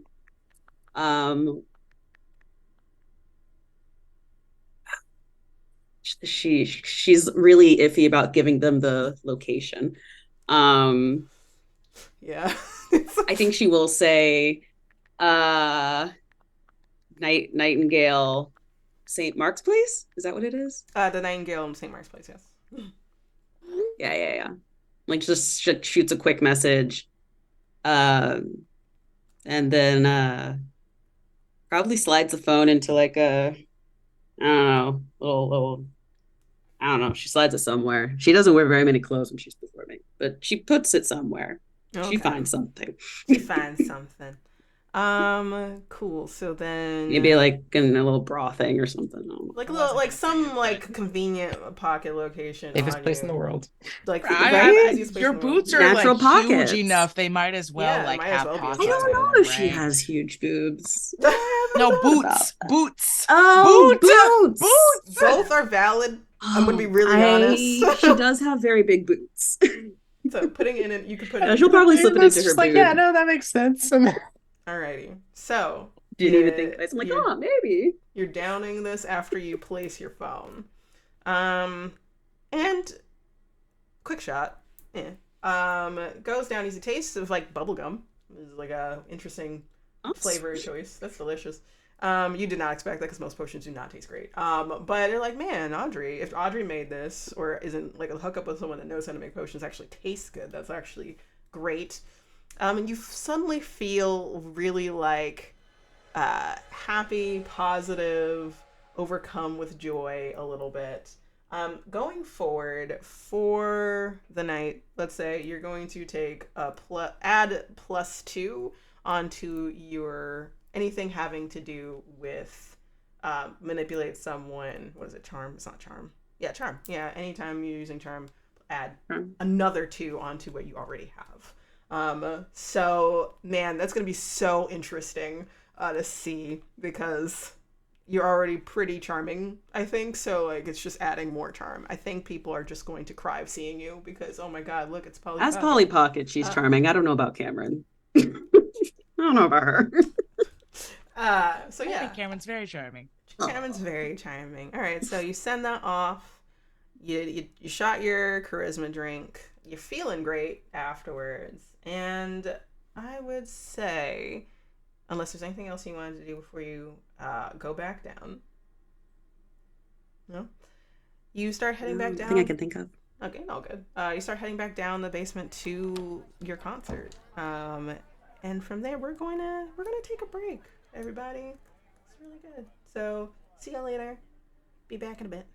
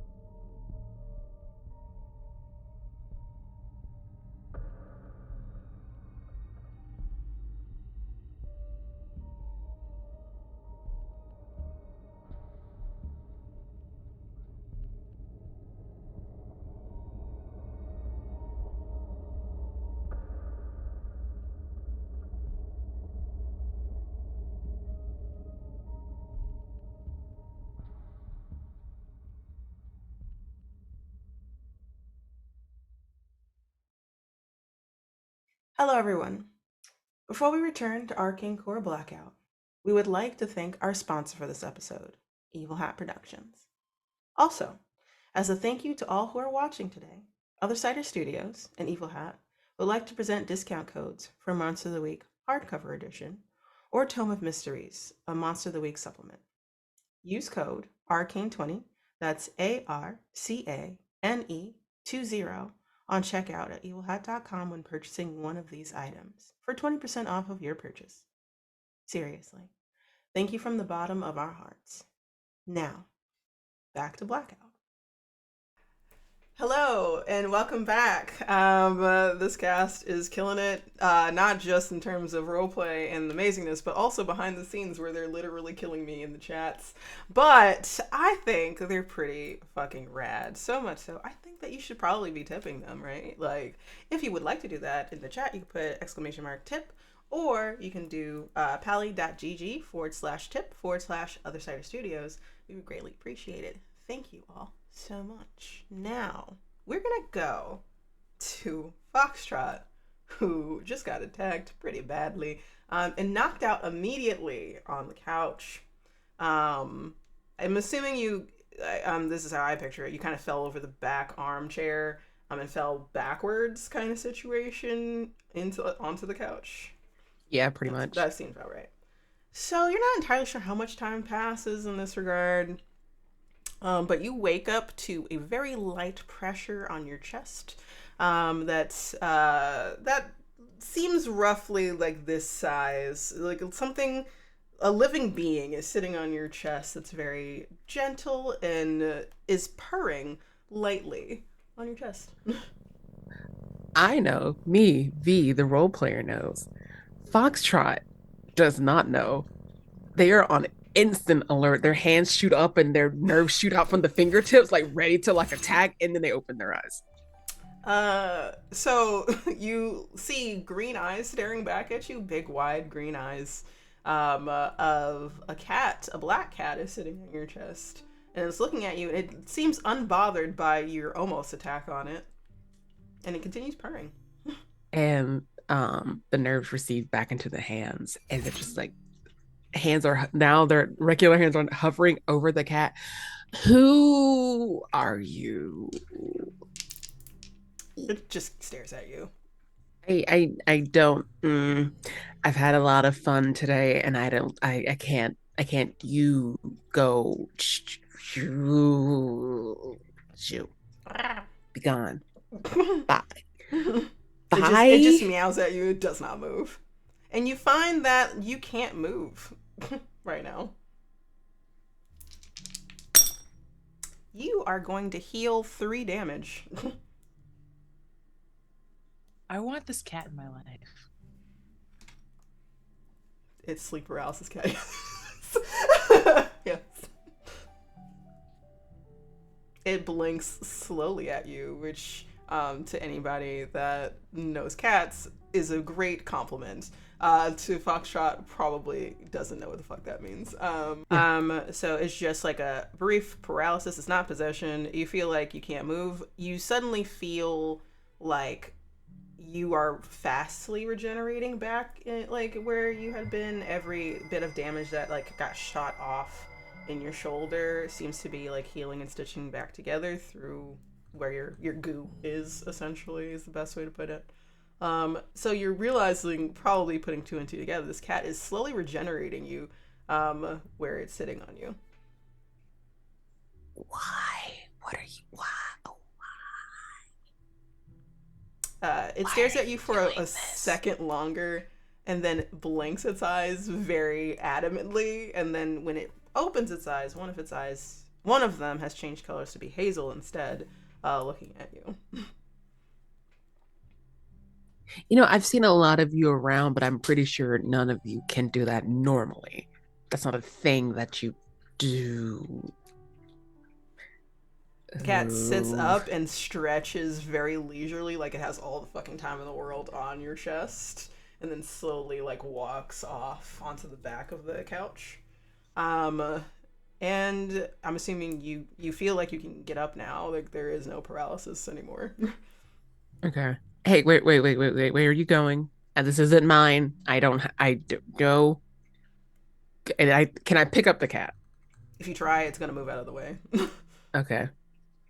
Um, I think like they reach for it, and once they realize that the cat is gonna like not complicit. When you Yeah. reach, it just literally like dips out, very like a cat liquid.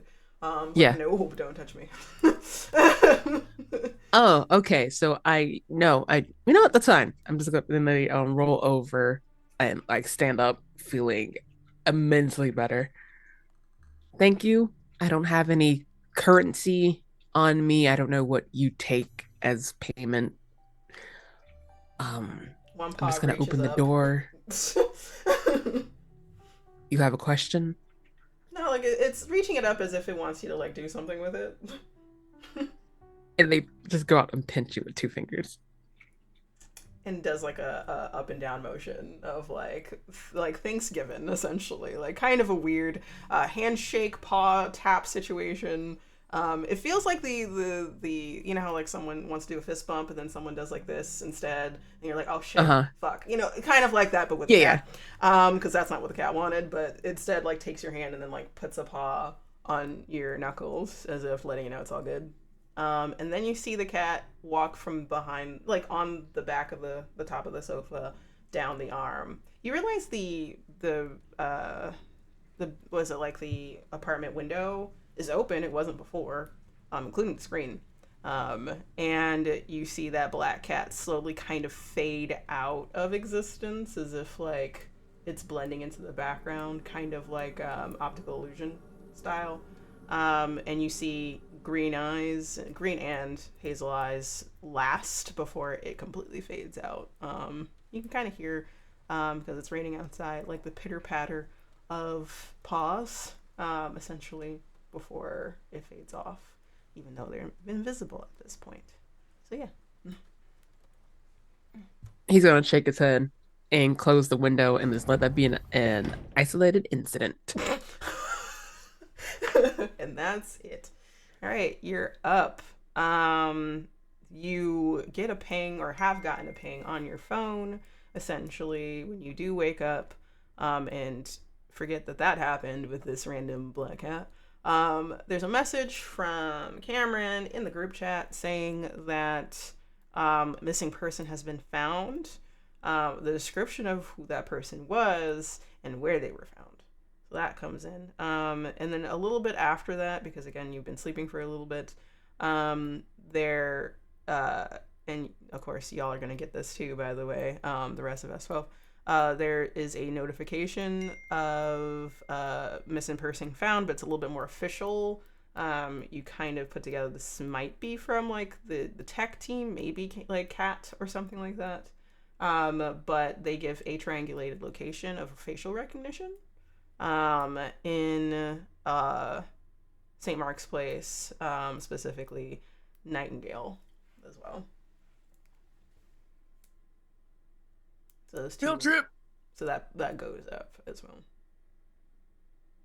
And one more thing. You also, before all of those, you get the notification that like one of your members has been very badly hurt, essentially. So like obviously Theo is in the infirmary. That is a notification that came through from Aurora, and that has been sent out to all S12 members. So yeah.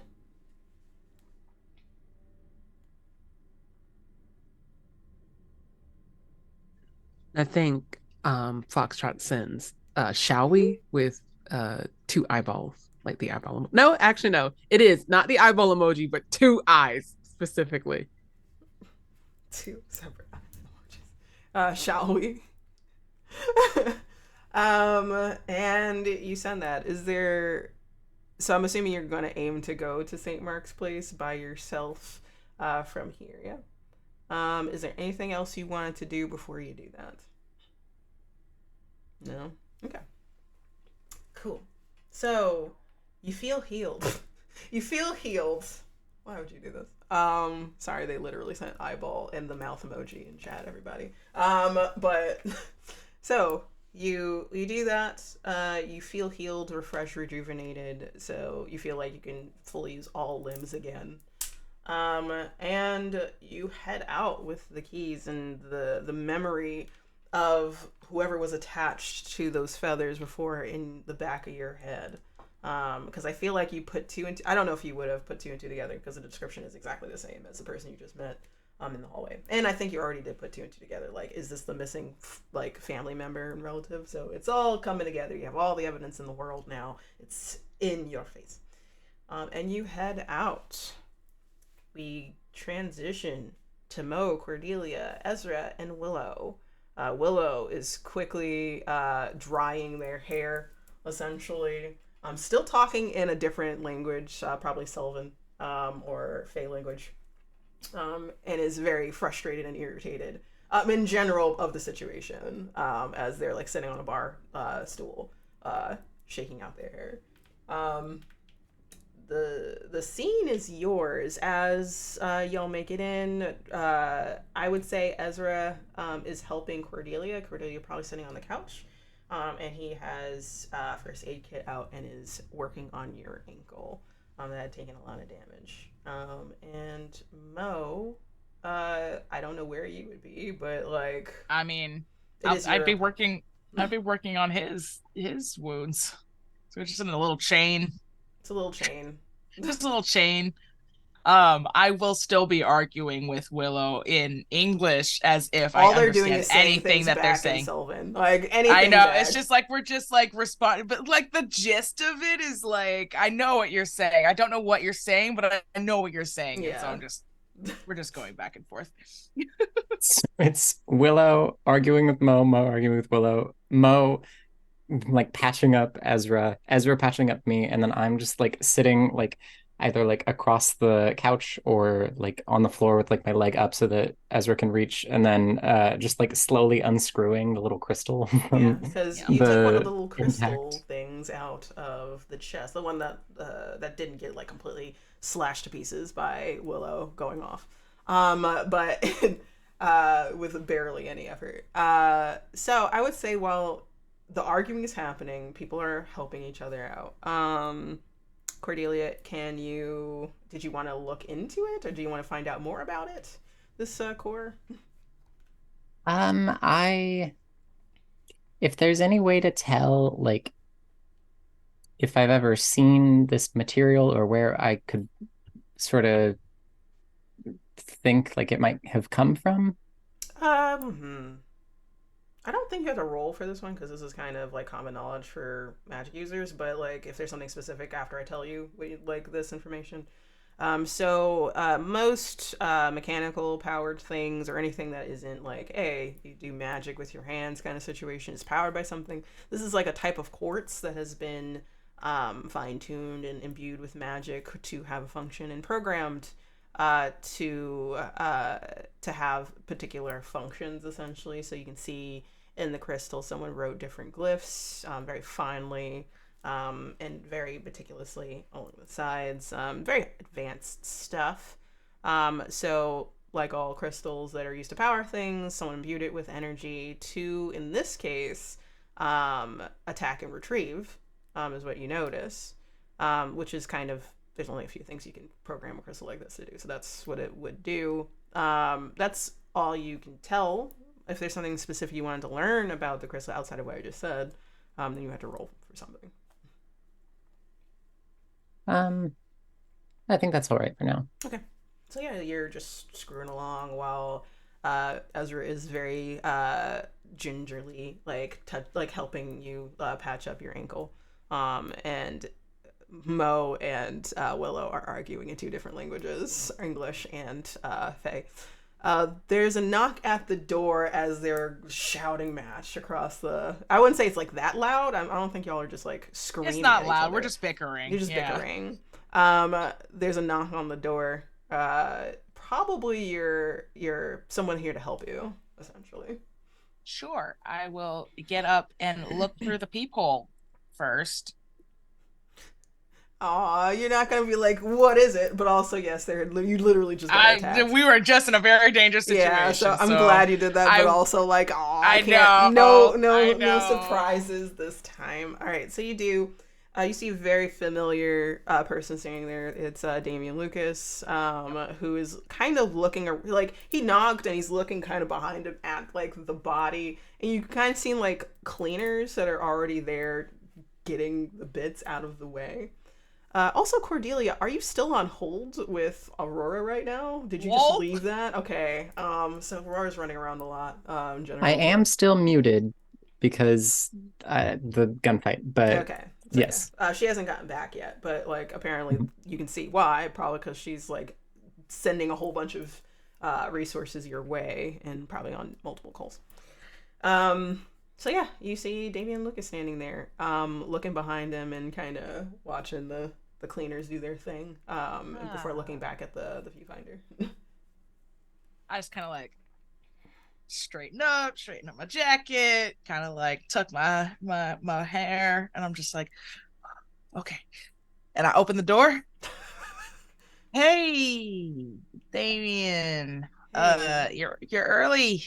I thought we were gonna meet at the That's bar. not what this is about. And he looks back at, like, the automatons in the hallway. I'm here because of this. Right. No big deal. You know. It looks you over. Did you get hurt? I don't think you got hurt this round. I did. I Okay. took one harm. Yeah. So the least amount of damage out of everybody. Yeah, the least amount. I don't even. It was like toward my jacket, which is really sad. He kind of looks towards that, like, you got hurt though. I mean, yeah, it's real superficial. It's fine. I'll patch it up in a second. You wanna come in? Yeah, Or... like comes in immediately after saying, "Oh, it's nothing." He kind of, like, raises an eyebrow at you, like, "Okay," and then closes it for you. It's like, "I'm here to make sure y'all are okay." Kind of was told to come over to check in on everybody, but it looks like you kind of handled the situation on your own. I'm not surprised. No, yeah. It was, you know, I mean, it was fine. Could have used some help from a fey creature. Look over at Willow.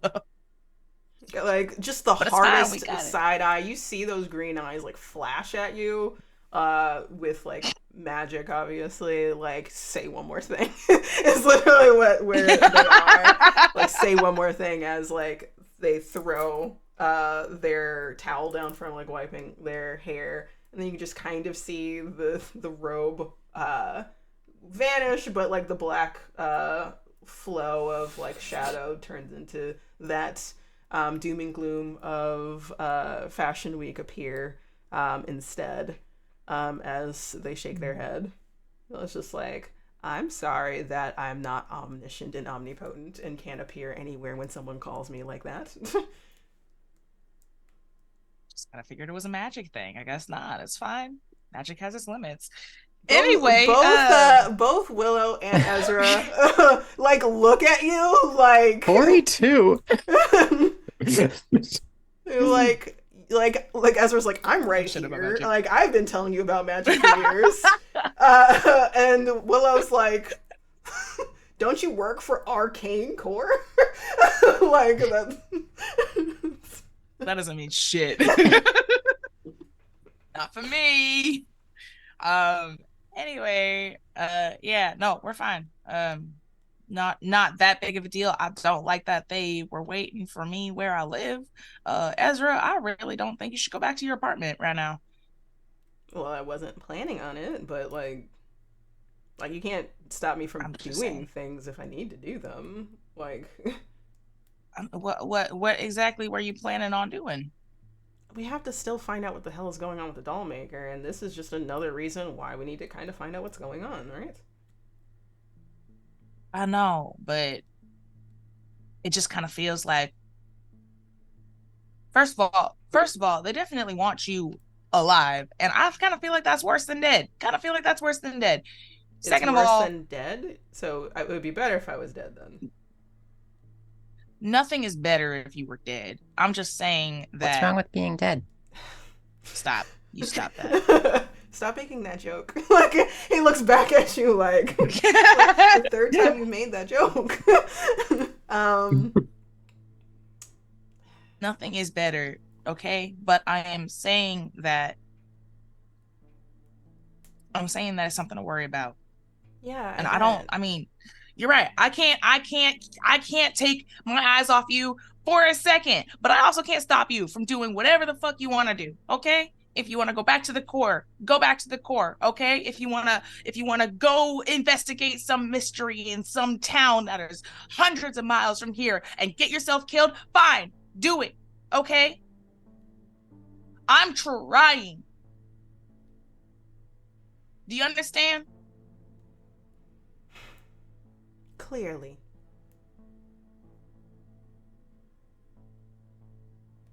And Ezra stands up. Damien looks like, whoa, where did I step into? Kind of raises a hand.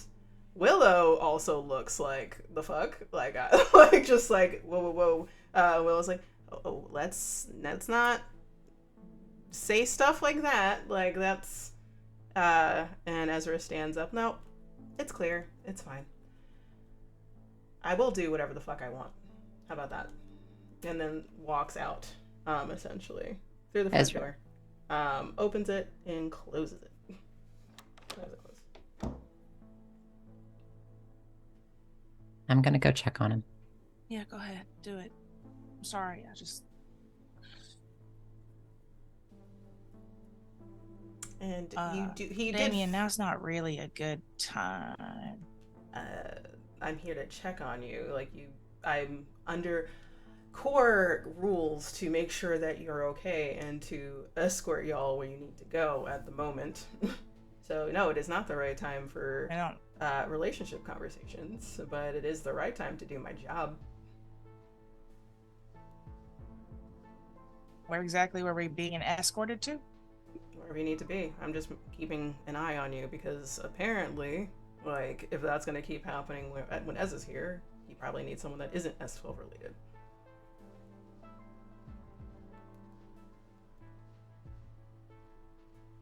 Alright, whatever. Go do your job. I'm staying here. You should go after Ezra, though. Somebody should. Isn't Cordelia doing that? Or do you not trust Cordelia to do that? I mean, she's not exactly... I mean, she's great with a gun, don't get me wrong, and that was kind of a surprise. But she's human right now. She's human now. Okay. Then I'll do that. I'll be right back, though. Puts up a finger, looks at you, walks out as well. It is just you and Willow gets ready to open their mouth, and then you get a series of pings on your phone about a couple of things. First thing you get is about Theo. It's from Aurora. Theo is no longer in critical condition, was in critical condition, and is now stable. He had been very badly hurt an hour ago. That's the first thing you get, and should be able to move and talk shortly. Then you get like a ping about I'm trying to remember what the other two were, my bad. One of them was about the triangulation for the face recognition of Millie. I know that's one. What was the other one? Am I forgetting something? And Cameron sent missing person found. Yes, Cameron also sent it, so it was kind of following up with that. And that's what you get. All right. I look at Tover, and I look at Willow, and I'm like, "You coming or you staying?" I'm coming if you need me to come with you, but like, I'm worried about you. Me, You just went off on your whole team. Yeah, I kind of did. And I'm not even technically on your team, and like, I wasn't fast enough. I wasn't there enough. Like, No, I'm sorry about that. It's not your fault. It's not your fault. I'm not fine, but I gotta be. So, you're welcome to come if you want to. well, I will, because I would be happy to help. I am clean now. And literally like does like a T pose for a quick moment, as if like a model. Just like, but that's all. like I just needed. But I'm here. Yeah. Got into the Bath and Body Works, I see. Yeah, they had pumpkin spice. Yeah, they do. body wash. Yeah, it's nice. It smells nice. Have you tried the pumpkin spice latte yet? Starbucks. It's really Yeah. delightful and delicious. But it's sweet. But about, yes, I love sweet. You know this. But I do know this. the thing is, Mo, I am the one that, granted, not in control of my feelings. I am the one that Ezra. I killed Ezra, right? And I don't blame you for that. You know that, right? I know. And I know now that he doesn't either. But like, it sounded like to me, from what I put together, because like I'm not that well when it comes to gathering information on my own when it comes to core knowledge, but it just kind of sounds like he wasn't. So I don't know how do I put this. It was like he was misled into thinking that it was not a big deal. What do you mean? I don't know. Well, okay, so the core knows what a 𝙬𝚎 is, right? They know what Fae are. They know that there is. They kind of can tell when something is a major case, a low case. It sounded like he thought it was just a normal record data thing, right? He did. Yeah. That's what we were told. Yeah. So... But he went alone. We're not supposed to go alone. I told him not to go. Millie told him not to go. Megan and Cordelia told him not to go alone, to wait for us. Did you ever talk to him about that? Why he wanted to go alone? No. Maybe you should do that. I imagine he might have felt a bit stuffy. Like I was breathing down his neck. I tend to do that. I see that. Even from here. I think I could see that even if I was still in the Fae realms right now. Okay.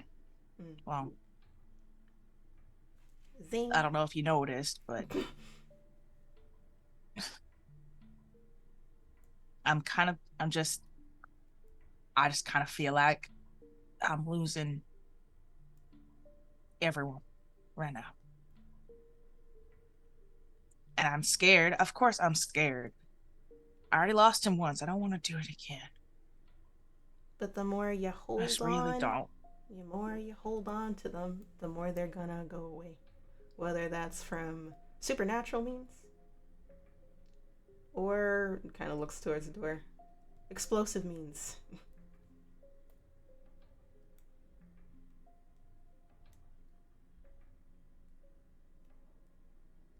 Yeah. Yeah. Looks like you both just need to cool off. Obviously, you care about him, and he cares about you. But that's all. That's okay.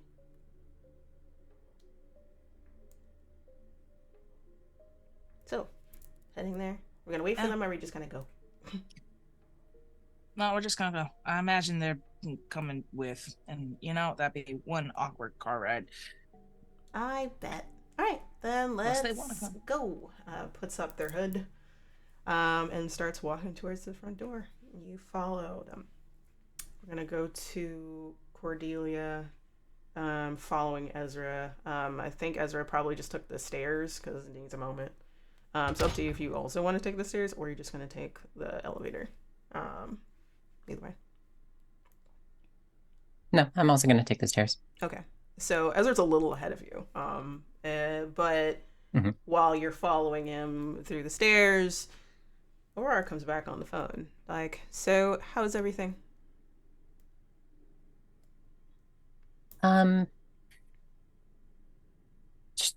Tension's high, but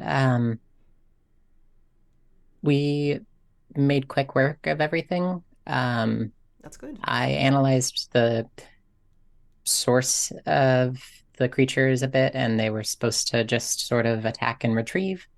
I don't know where, but attack and retrieve. We made quick work.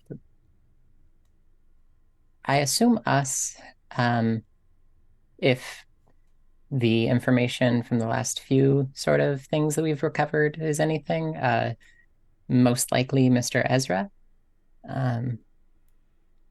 Todd. Okay. All right. We just started this official task force, and already Ezra's being targeted. That's not really a great thing. Thank you for letting me know. I will probably have to ask someone higher up to see if there's anything I could do. Maybe like a safe house or something like that. But we'll see. But yeah. So, with that, I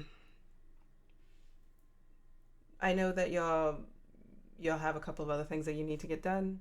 Probably I would advise staying safe, but there's a couple of notifications that was sent out, and you notice, or you kind of see on your phone, like kind of cracked those notifications that I had sent, like I told you about earlier, everybody else earlier.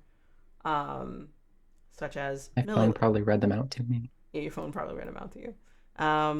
If anything, she also reads it out to you as well. You find out that Theo is not great, but is in stable condition right now. And you find out from Cameron, as well as probably Kat, that someone that matches Millie's description has been found or facial recognition has been found at the Nightingale. So yeah, that seems like the next logical step to go to, possibly. So yeah, and she's like, all right, it's been one hell of a day. If you need to take the rest, you can. You're technically not supposed to be out and about right now anyway, so I would advise you go home. I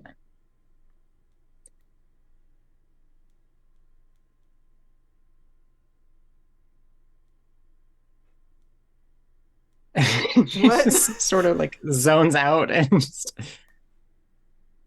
I was gonna talk to my team and just sort of decompress if we can.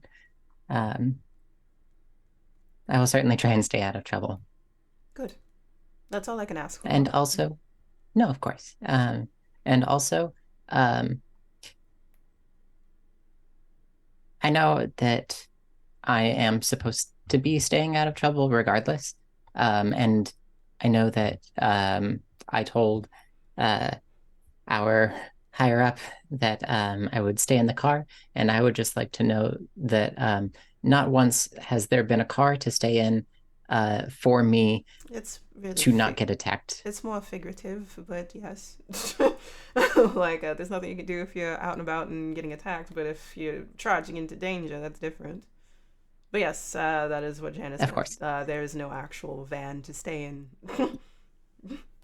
But I will love to say that you are the first S12 member that I think to date that actually has called me and told me what's going on in the middle of an investigation. So you're already making good work. So thank you. Thank you. I've always been something of a teacher's pet. Yes, please stay out of trouble, and I will update you if there's anything else that comes about. Keep an eye on your whole team, as well as Ezra, if that's the target. I'll call later. Take care. And thank you. Hangs up. At this point, you're like, that conversation kind of echoes off the walls of the stairwell. But Ezra is not saying anything. Finally gets to his floor. He opens it. Wants to, like, obviously, like, not because it's you, but like because he's angry. He wants to close the door, but since you're coming down the stairs, he's not going to be a dick.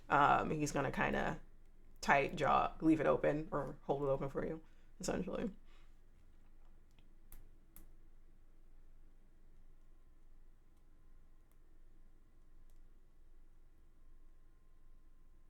Thank you for holding the door for me. Nods and closes it behind you as he continues walking. The hallway seems fine. Like, so far nothing's wrong that you can tell. It's kind of a big juxtaposition of, like, the automatons were on Mo's floor. You would think that maybe they're down here, but if someone cleared it already, maybe, because cleaners were here. maybe that's why, but. And y'all walk in silence to his bedroom. He's going to, when he opens, not bedroom, his apparent apartment. He walks in. He kind of aims for the bathroom. That's where where his first aid kit is.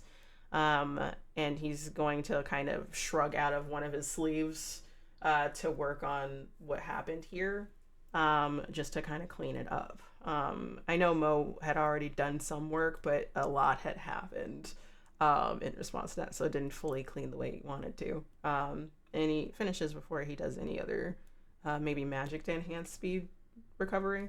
But yeah, it's just quiet. You're in the living room. He left you there. What do you do? I think I started off just making us some tea.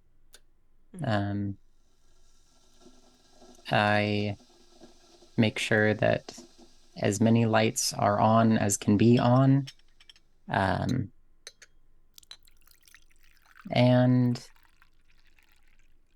I think I just sort of sit at the couch. Coffee or tea on the coffee table. So you kind of set this up. You kind of set this up in general. And you kind of look around. There's enough lights on. He didn't really have any issues lately when it comes to like shadows or darkness or anything like that. Maybe a little skittish sometimes, but that's about it. You kind of see, I don't know if you remember this, but you probably didn't see this. Last time, the night before, he had bought a binder with him upstairs to have dinner with you, Mo, Cordelia, and Willow. That binder is on the coffee table. And it's open. It looks like a hunter's binder, essentially, of a case. And it looks like some notes were taken in a different book, but like clearly he was probably working on this last night, this morning, maybe. Can I see what exactly he was working to do? He was looking at like the binder itself had to do with an all-team wipeout of a hunter cell 12 years prior. And he was taking notes about comparing it to other instances of team wipeouts that might have happened recently to see if there's any connections at all. And then had made a note about Foxtrot and what happened there. And you know that one of those bodies that was found didn't look normal, but you both also know that Foxtrot killed a predominant amount of that hunter cell, though, now that you know what's going on there. But he noted it to look into, essentially. I took the photo from Foxtrot's file. It's that kind of day. Can I just sort of cross-reference the two to see if there's any correlations or? There are. This one looks really bad in terms of the picture. Like, it looks like a lot of energy was taken out of this person, like in rapid succession, versus like, oh, hey, it's just random food. Sorry, just caught that.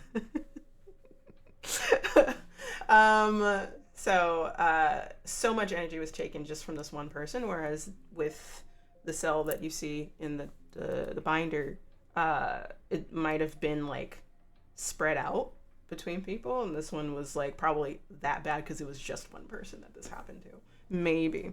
And they look horrible. They look like they're already in decomposition for just dropping dead. As you remember, I believe Foxtrot probably didn't know what happened to this person and just assumed that, like, oh, it's probably me. You know, like, I probably just went off. But I don't think Foxtrot would know that just because they were trying to get away kind of situation. So you're able to, very similar looking, just worse on the single body. I already regret doing this. Can I use magic to attempt to view another time or place, but specifically try and key in on how this person felt or like what like their reaction was to getting drained like this. Almost putting myself in their shoes. Okay, sorry. Assuming so different place and time on them. So you want to? yes, So is it on kind of like the remote viewing from the past? yes, Okay.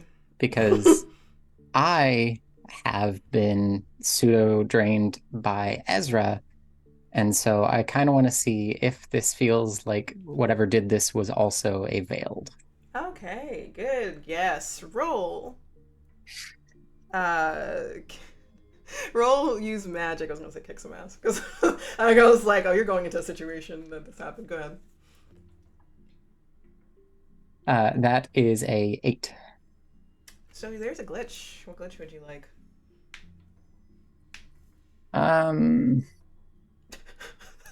That was a very uncertain. Like I wasn't even looking at you. What's wrong? What are you thinking? I'm just gonna go problematic side effect. Oh god damn! What? Okay, I'm gonna try to figure out what it is, but it's not gonna be great. So No, I know it's not gonna be great. That's all right. So you have a moment where, you close your eyes, you pour magic into this picture to figure it out. You open your eyes in a. It looks kind of like a forest that's like been burnt kind of situation, like scorched earth a little bit. So like it looks like the trees and stuff like that, like a forest fire might have happened, and this is kind of like after all the fire is gone and stuff like that. And it's in the distance you can see actual forest foliage, but it just looks like you can see everything here just fine. And you see your other teammates of this cell. Like some of them have guns drawn. You look down at yourself. You don't have anything drawn, but you have a lot of like runes, glyphs on your skin. So you, Cordelia, put this together that whoever this was is a magic user. And you can feel that they have a decent amount of magic. They're very good at what they do. You kind of flex and maybe do a temperament to see how much magic this person had. Probably they can contend with Ezra. I would say they're a decent magic user. Everybody else isn't, it seems like. And you're walking through their whisperings like, okay, I think the entity took a turn up here maybe. I think they're making notes about that. Some people they seem like they're ready to shoot versus like find out what this is. Yes, you're doing the thingy, the nose thingy. Can I tell what kind of magic in particular the user that I am focuses on? Like, can I tell whether it's offensive elemental magic? Like, it's not like elemental, but it is like probably energy usage of some sort. It's like manipulating energy, probably. So it's kind of meant to be offensive. Very similar to like battle magic for Ezra before, but not elemental. So so it seems like they're ready to attack versus check in, which is not what their objective should have been in the first place. You suddenly are moving, you're kind of behind everybody else, and then you step. You feel a crunch under your feet, and then you feel magic activate underneath your foot, essentially. Like someone had put like and you, Cordelia, know, before the person figured it out, because they were not prepared for it at all. It has nothing to do with the situation. Someone had put a circle, a magic circle underneath their foot like a trap, essentially. It was planted here for someone to walk over,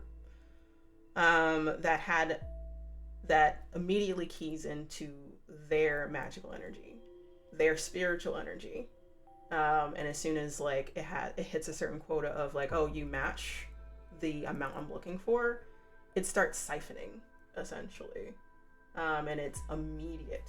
Like, so they step and it's like it latches on. It does a little bit feel like Ezra, but if Ezra's like, oh, by accident, like, oh, like that was an accidental like thing, this feels intrusive, all encompassing, um, and clearly too much. They do not care that all of it is being taken.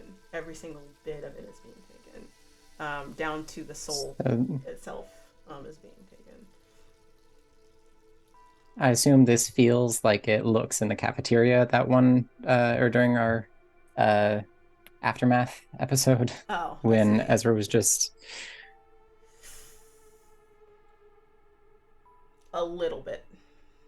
There's a little bit of a difference, but a little bit, yes. I would say that one was like Ezra stopped. This one is like they do not care at all what they're doing. Ezra's very aware of hurting people. In that case, he was protecting you, so it was very responsive or reactive. But yes, it is similar. And at the moment of that, you hear that person screaming because it hurts as it invades and takes everything that they have, magical energy down to the spiritual energy, down to the actual soul of this person, which you know is what usually fuels magic in the first place. And the last thing they remember seeing before they fall is their cell looking to them, running back to them, and then seeing, I wish I could okay, Foxtrot, what does Foxtrot look like out of body? Like, I have a picture in my head, but I want to hear what you look like is from the source. Imagine like your nervous system without the brain.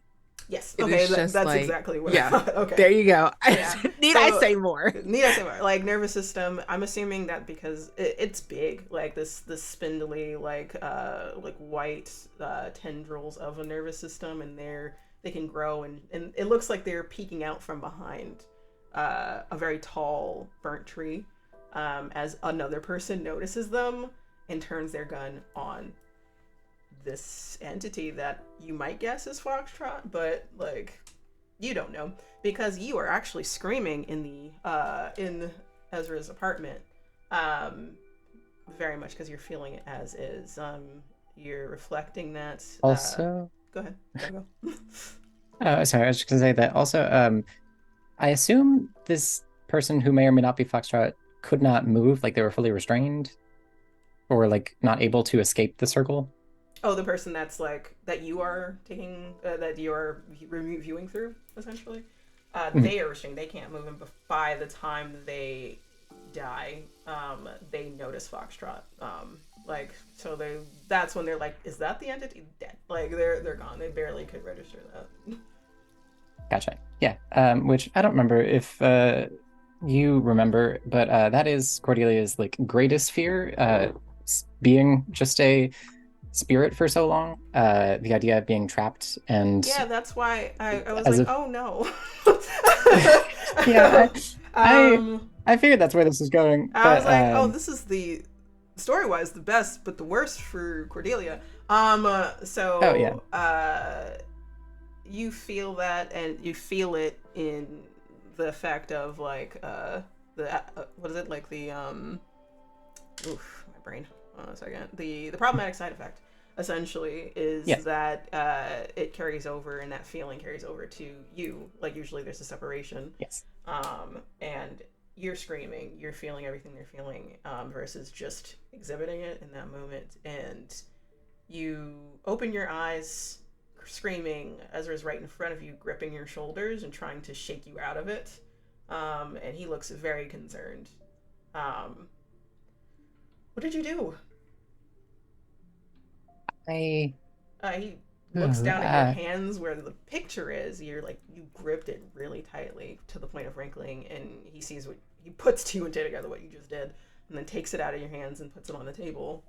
Hey.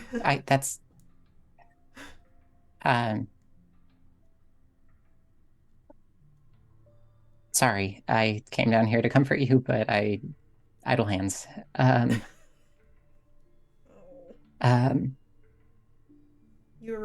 were you doing? You were remote viewing right now? Yeah. I I wanted to see what was going on in the picture, and so. What did you see? Some sort of like glyph ward scenario that drained the subject of this photo. But it wasn't like when we accidentally like graze hands and anything like that. It was like this thing just wanted to claim everything he had.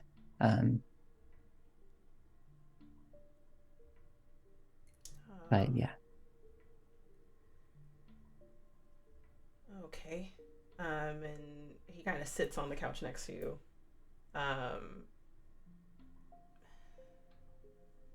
Like I didn't really tell y'all, but or at least I don't remember if I did. Something similar happened years ago. My team had all of who they were taken, and I couldn't remember how, because it just happened, and that kind of makes sense, like a trap set off for siphoning, maybe, right? Yeah. That would mean that like someone put that there on purpose, obviously, for us, Mm-hmm. and for Meaning, them. yeah.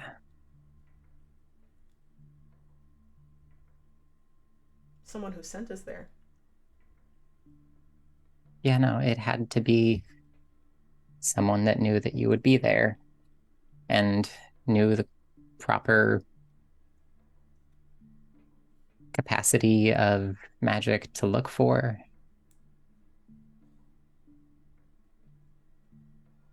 Yeah. Oh, shit. Okay.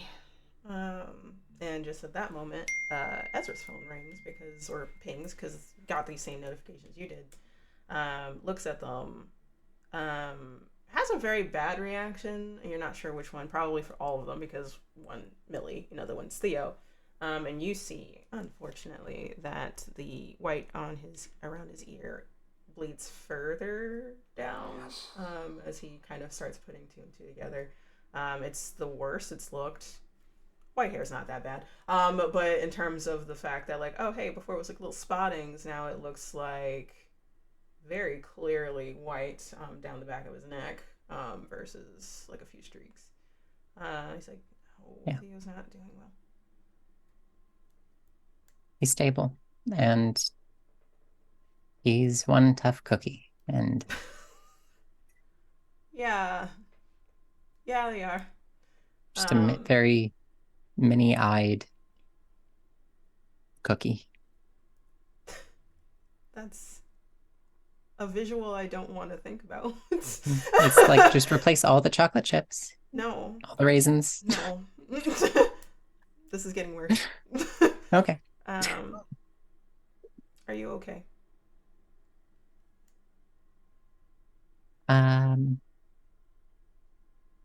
For the most part, physically, yes. I think she like takes her phone out, make sure that the call is ended. Yes, it is. As actually, it has been for like fully like like it is actually half an hour or more. No yeah. one's listening on your conversation. No.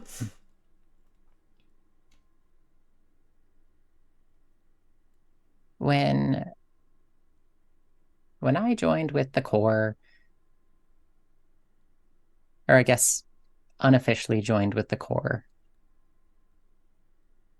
you know what I helped out with, right? Yeah. Yeah.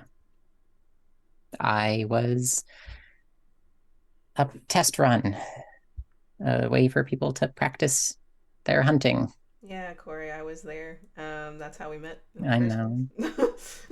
Yep.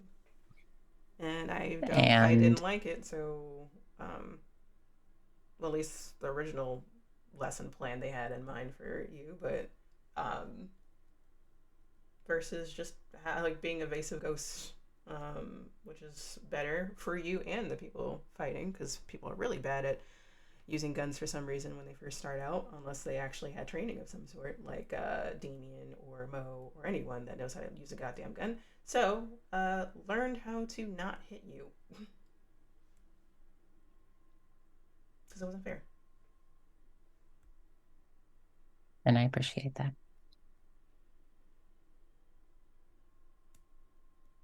I guess what I'm trying to say is that just a lot of my early time with the Corps, I wasn't Cordelia. I was just a threat listing. It wasn't like, sure, there was information on me, but I was just a monster to them. And I know that we don't like that word. I know that I'm more than just a transformed human, cautious, but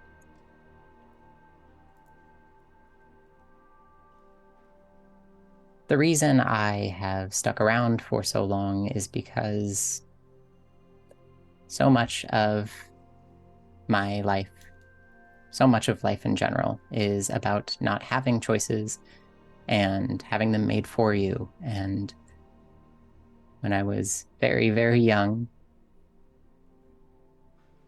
my parents died. My brother died. And any choices related to them were taken from me. And I just didn't want to hurt, and so I did what I did. And it kind of worked.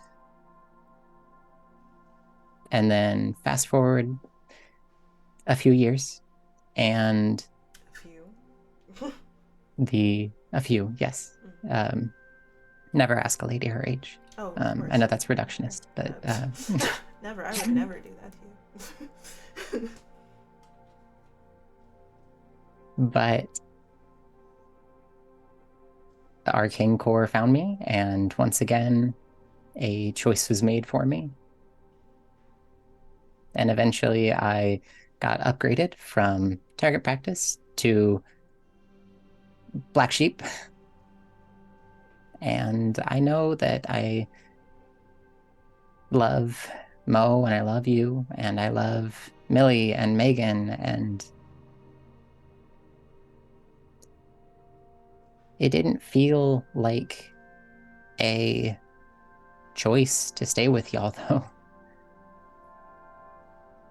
It was either I stayed and became a part of the Panopticon, or I was just another thing being watched by it.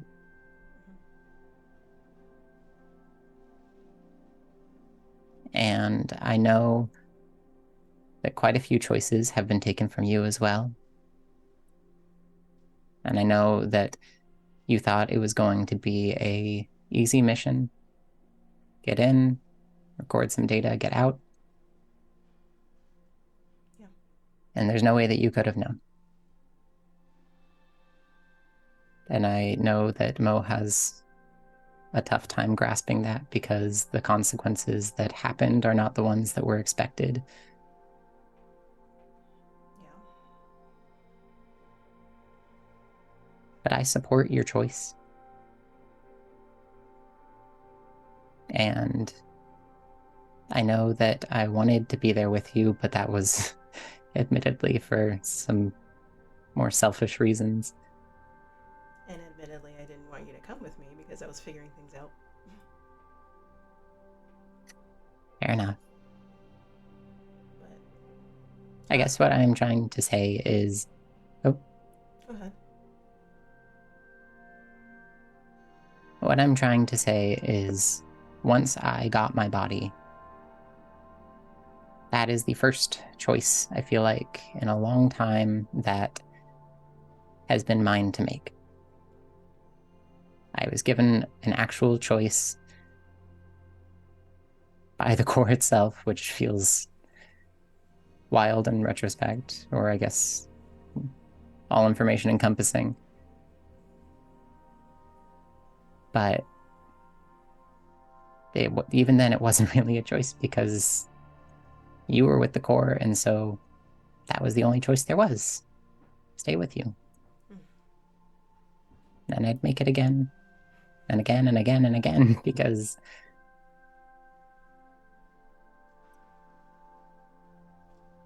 as much as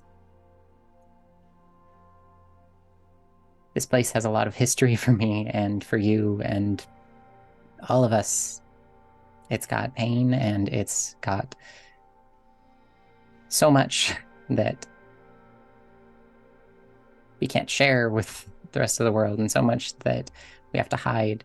It's still got you. And so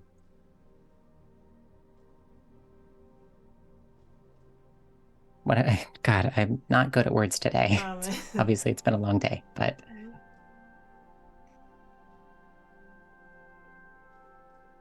I guess thanks for allowing me to choose you. Despite not feeling terribly great, and all the stuff that happened, there's like blushing up the side of his face and ear, essentially. I'm gonna say like the white patch is going away a little bit based off of the words you just said. And he just smiles very big at you and gives you your hand to squeeze, a gentle squeeze, and he holds it in his.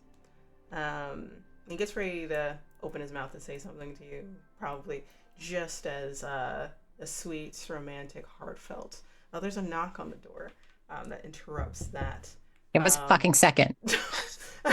What, like behind the door? Hey, I was just checking in on you. Like it's just Damien. Like I'm just checking in. You know, like automatons just happened. Kind of my job to make sure everyone's okay. He just shakes his Sorry, head. I appreciate you. We can talk about this later. But thank you, Corey. I really appreciate it. Squeezes your hand.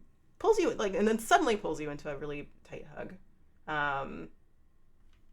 Before letting go and kind of steeling himself. Okay, emotions, leaving. Aha. Stands up, goes to the front door, opens it. Yes, Damien, how are you? What's good? Officer. Damien just like raised his eyebrow. Oh, I definitely was interrupting something. Okay. So we're gonna head to the Nightingale, I think. I think Mo and Willow probably started going already, but I'm pretty certain everyone else is gonna meet there. All right. So should we get going? I have a car, so. Yeah.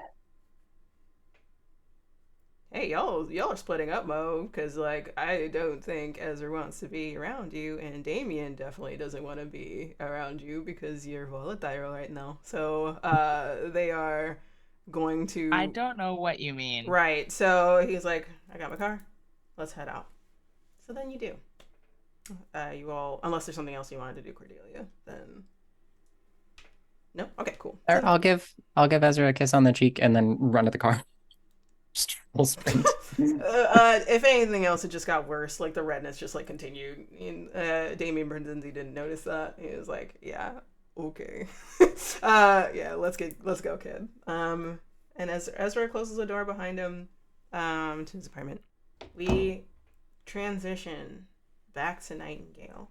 The place is starting to boom. It's starting to get darker outside. The rain is starting to rage now. As the night falls further. It's not quite night, but it is dark for this time of year, right? People are coming in, passing the bouncer. Some people are staying in the top level for their drinks and maybe just for social engagement, or just don't want to be around music so that they can talk to someone, or they're on a date where like they're next to each other. But then of course a vast majority of people are going down those stairs into the concert. It's filling in. Polly Pocket is like probably like off to the side somewhere no one can see, and you're just witnessing people pile in, and you're loving it. You're like, yeah, this is good. Would you say, and this is up to you, this was the would you say like this is the biggest gig that you've had in terms of like the atmosphere matching your aesthetic, the amount of people coming in, or is it like, oh, like this is what I expected actually for things? I'd say if it's not the first time, it's one of the first times, especially one that's like matched her aesthetic to this extent. And it just like everything just kind of feels like it fits instead of her just like kind of grasping for whatever venue she can get. This feels like everything just so this fits. Is like just everything's lining up, stars aligning. Nothing better fuck this up. It's kind of also going back to the shadow, right? It is really dark out there, so you see more people filling in. So you might in the back of your head be like, where is this fucking shadow? But you don't see anything. You kind of see that tuft of white hair in the crowd as well, but because there's more people filling in, you lose track of them ever so often. And you're reviewing your set. You probably have, like, for a smaller concert, like 5 to 6 songs maybe prepared. You have a total of 10 if there's an encore. So you're, like, prepping, like, going through, you're like, all right, I'm ready. And you also see Marcus in the front row. He's also like acting as a bodyguard kind of, so no one does anything stupid. Like tries to get on stage or throw something at you, because some like the amount of like concerts that the keeper Ambrose have seen where someone thought they could just throw things at the performer and that it was I will throw my mic. I will Nicki Minaj on them. I don't care. It was like throw mic, right? So I don't care. So hopefully nothing like that happens, but he's keeping an eye on that. And you're on. It isn't throwing my mic. You're on in about 5 minutes, and you're still feeling good from that charisma potion. Yay. So while you're prepping, Amber comes up behind you. It's like, all right, so this looks pretty lit. I'm gonna be really honest. I'm really excited for you. I got a couple people out there that's recording and stuff, like to post as you need, right? I'm tweeting stuff out for the promo, so last minute people coming in. Anything else, honey, sweetie? Honestly, no. I think we're ready to go. All right. Awesome. I feel pretty good. Awesome. I do too. Break a leg. Not literally, but thanks. Yeah. All right, cool. And then like she goes, like shuffles off on her high heels into the crowd as well, off to the side, kind of not where Marcus is, but near Marcus, essentially in the front row area. And Amber could take someone. If she needed to, she could take someone. Like Amber could take someone. Like no qualms about that whatsoever. Love Amber. So describe how you're making your introduction as Polly Pocket to the front stage as the lights blare, the tones of purple and red and white like fall up a little bit more on you. I think she's dramatic. She doesn't like have any announcement. She just kind of like walks out on stage and like people start to notice her. And she kind of starts like messing around with stuff, and like a song will start playing, like the beginning of a song that people know, they don't like stop. And then like the beginning of like another popular song will play and they don't like stop. And then like she'll kind of like flip her hair back, clear her throat, and then just like launch into like a full-blown song. With the instrumentals going and everything, with a little synth board. Yeah, I think she just launches right in, like no announcement, just starts with a well-known song, probably one of the ones that like got her noticed on TikTok first. I would say if that's, I'm trying to guess, this would probably be an alternative song of rock, hip hop of some sort. A really good mix of those two together. That's really catchy. It's one of those songs that gets stuck in your head. It's so fucking banging. And when you start your intro, when people start noticing you, they turn to look at you from those bars, like bar tables, standing bar tables. and so you'll notice. And then definitely when you like do test songs for the start and then like stop, start, stop, like that's when people start paying attention. And in typical like smaller concert or just concert fashion, because of how subtly you walked on, they were trying to figure out, wait, is that maybe? So it doesn't start with a cheer, it starts with the recollection of everybody in the room. And then when you launch to your very popular song, the first one, that's when like the cheers start and they realize, oh, the show's happening, holy shit. And it revs up and it's boosting and pumping just for funsies. For funsies for me. Can you roll just a normal charm roll for me with your plus your advantage now, because you got a lot going in general.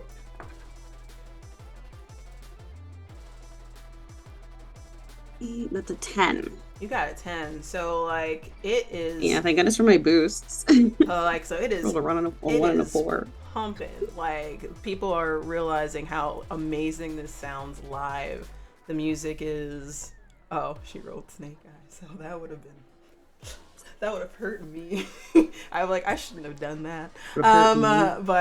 But everyone is like in love with the music, love the performance and how on point and how well it sounds live. And people are kind of jumping because like it has a hip hop beat or bass to it, so like they can actually like dance to it as well.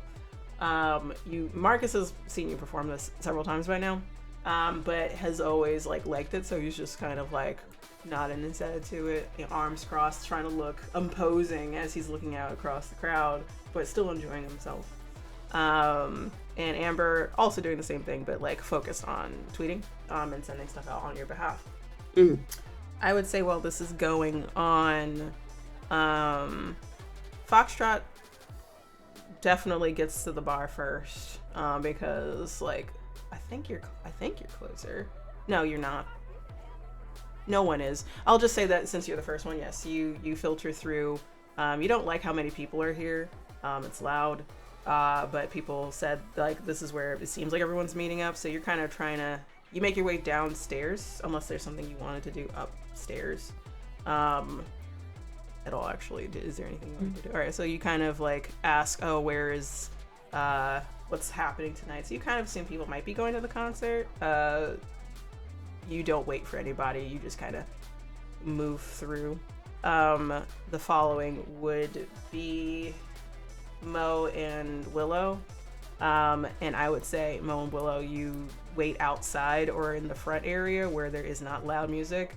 Mo, you'd probably immediately recognize kind of this music as being that infernal noise that Cordelia was playing on her TikTok sounds, like in the car, like combating your country music.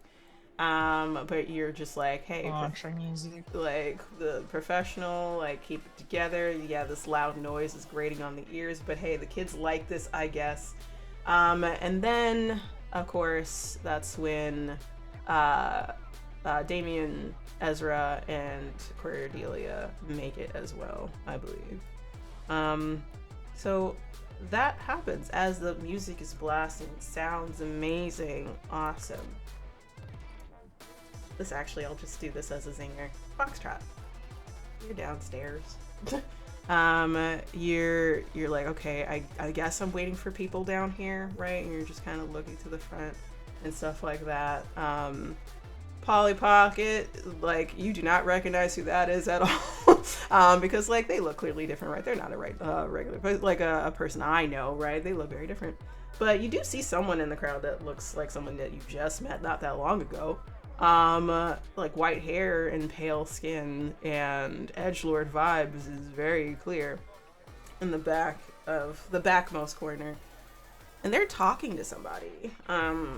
Someone that's a little taller than them, not by much, probably because of heels. Also pale skin with blonde hair pulled back, sharply dressed, gorgeous, red lips, and talking lowly to Millie, as if like telling them to do something in a really hushed tone. You're getting like that feeling in the back of your neck again, that the body would react to, the human body would react to, of fight flight kind of situation that you got with Millie last time, but it's doubly so now, or triply so now that you see them.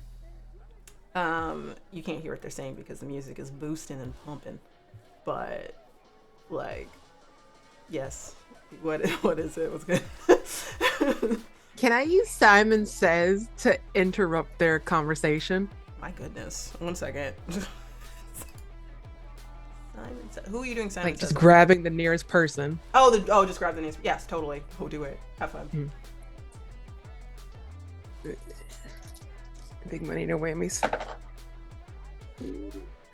That's a 15. Holy shit!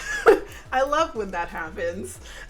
Cool. So out of 10, your target follows your order and won't remember anything outside of headache. Perfect time for this. So you grab a girl that is dressed very similarly to like to Polly Pocket, like that vibe. The aesthetic is matching. So very Lolita vibe, like in terms of like a gothic Lolita vibe. You grab her wrist kind of reflexively, and you have those little like those what is it, like little like tendrils that pop out to poke into her flesh, Yeah. right? What is the command you're giving? They grab this person, and that aloofness that usually comes with Foxtrot, and that seriousness that comes with Foxtrot, haha, it's gone. It is just a very mellow. Tell them that you really enjoy their outfit. Will do. And she just kind of like a robot a little bit, like goes towards this group, like towards Millie and Miss Smith, or R on the card in general. And you see them talking. They're interrupted, the two. The woman with blonde hair looks for a moment wrathfully angry, like she was interrupted and it was the worst possible thing that this girl could do, but then just as quickly just like pleasant, like, oh hello, you know, and stuff like that, thank you, and stuff like that. And she's like, yeah, we're talking, so, you know, shoo kind of situation. And then the girl turns back around like a robot and goes back to you. I did it. And then like gets ready to leave. I probably bought 0 time.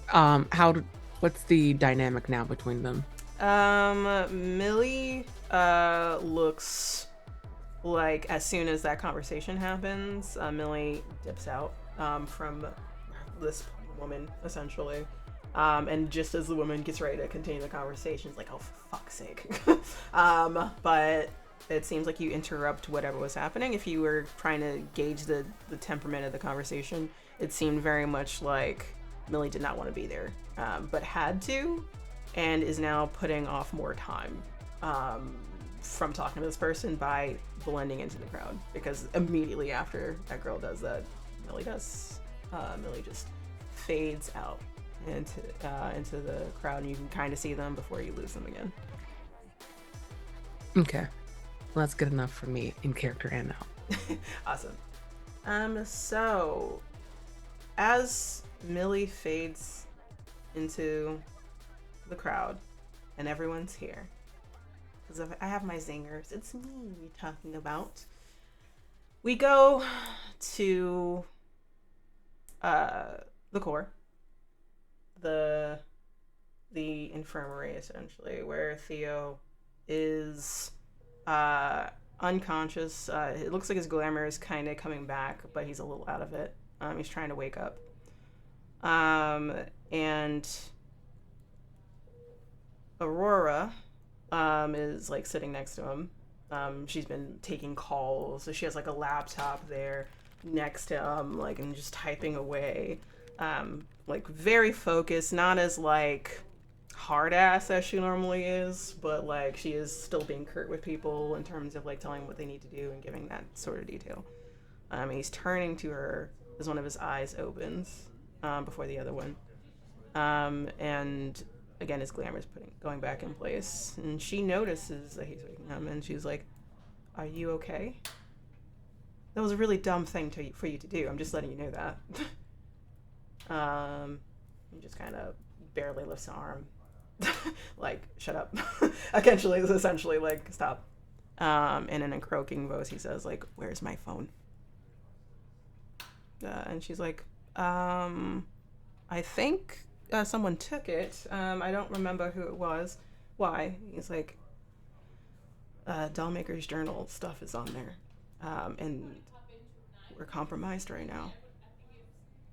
And she's like, "Wait, what? Like, no one told me that we're compromised." And she's like, "This is why people need to message me about this stuff." And, like, she, like, slams the laptop down, like, opens the curtains and stuff like that to look for somebody, and you just hear her clicking, and the camera follows behind her until she goes to one of the medical professionals there, and she's like, "Hello, is Theo's personal effects anywhere nearby, right? Any personal effects?" And they gesture to, like, where it would have been taken to. She rushes over to look through to find if there's anything there, and she, like, very much not like Aurora, dumps it out. So, like, his wallet, his keys, she's, like, going through and stuff like that. No phone. The phone's gone. And she looks to the doctor. Who was here? Who touched things? Like, who was anyone's here? And they're like cleaners, Janice, Miss Janice, like, I think a Slayer maybe, and obviously any other medical professionals that were putting that together. She's like, "Okay, I need to see footage now of the premises right now." And that is where we're going to end, everybody. Thank you so much for participating in Arcane Core Blackout Episode 6, Masquerade. I have been your keeper this evening, Ambrose, Sheila, and we are going to start from reverse order, then. Oh my god. Hi guys. Again, I've been VoxVA on Twitter. I'm just a silly little alien. And if you want to see me be a little bit more serious, you can find my website, my professional voiceover shit, at vinvox.com. Sweet. And Jazz. Bless you. Bless you. Bless you. Oh. It's allergy season, y'all. It's hitting real hard. Good? Yeah, go ahead, Joe. Yeah. Okay. It was a cough. Oh, I have like a oh, sesame was seed or it? something stuck in my throat. Oh, I've been Brent, hacking up a wrong lung. Bagel almost killed you.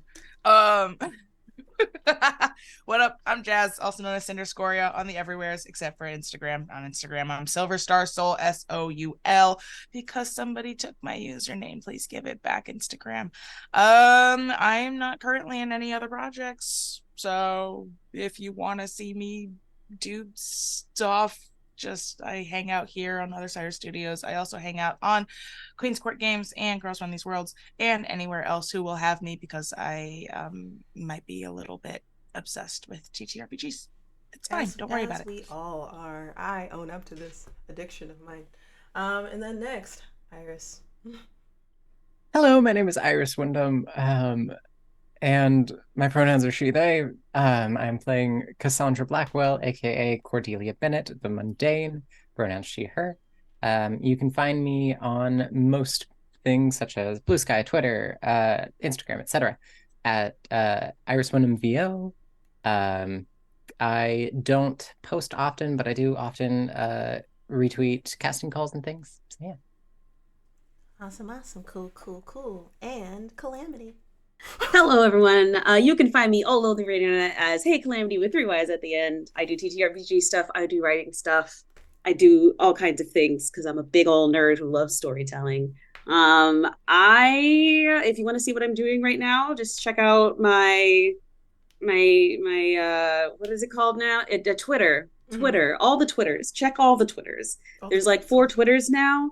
Check all of them. I'm 𝚘𝚘𝚘𝚘 on all of them, and it'll be somewhere on there. So I'm so social media. Your turn. It's me. Hi. I am Ambrose 𝚘𝚘𝚘. I am the creative director and founder of 𝚘𝚘𝚘𝚘 Studios. And I keep on forgetting to do this, but I am an award-winning TTRPG performer. Yeah, people keep on reminding me before I do, because I keep on forgetting. So thank you. I am working on this right now. I am in other things that I cannot announce yet until there's a release date. But until then, I cannot wait. It has something to do with like a werewolf. Maybe I'm playing I'm playing a goth werewolf. We'll see how that goes. But yeah, that's all I'm up to right now. But yeah, and until next time, we'll see what happens, because it's looking like things are heating up at the moment. But until then, please take care, and also please tip this wonderful cast. They have been putting a lot of energy, time, and awesome roleplay into this. So please either type !tip in the chat, or go to www.pally.gg/tip/other Studios. It will be greatly appreciated, and thank you.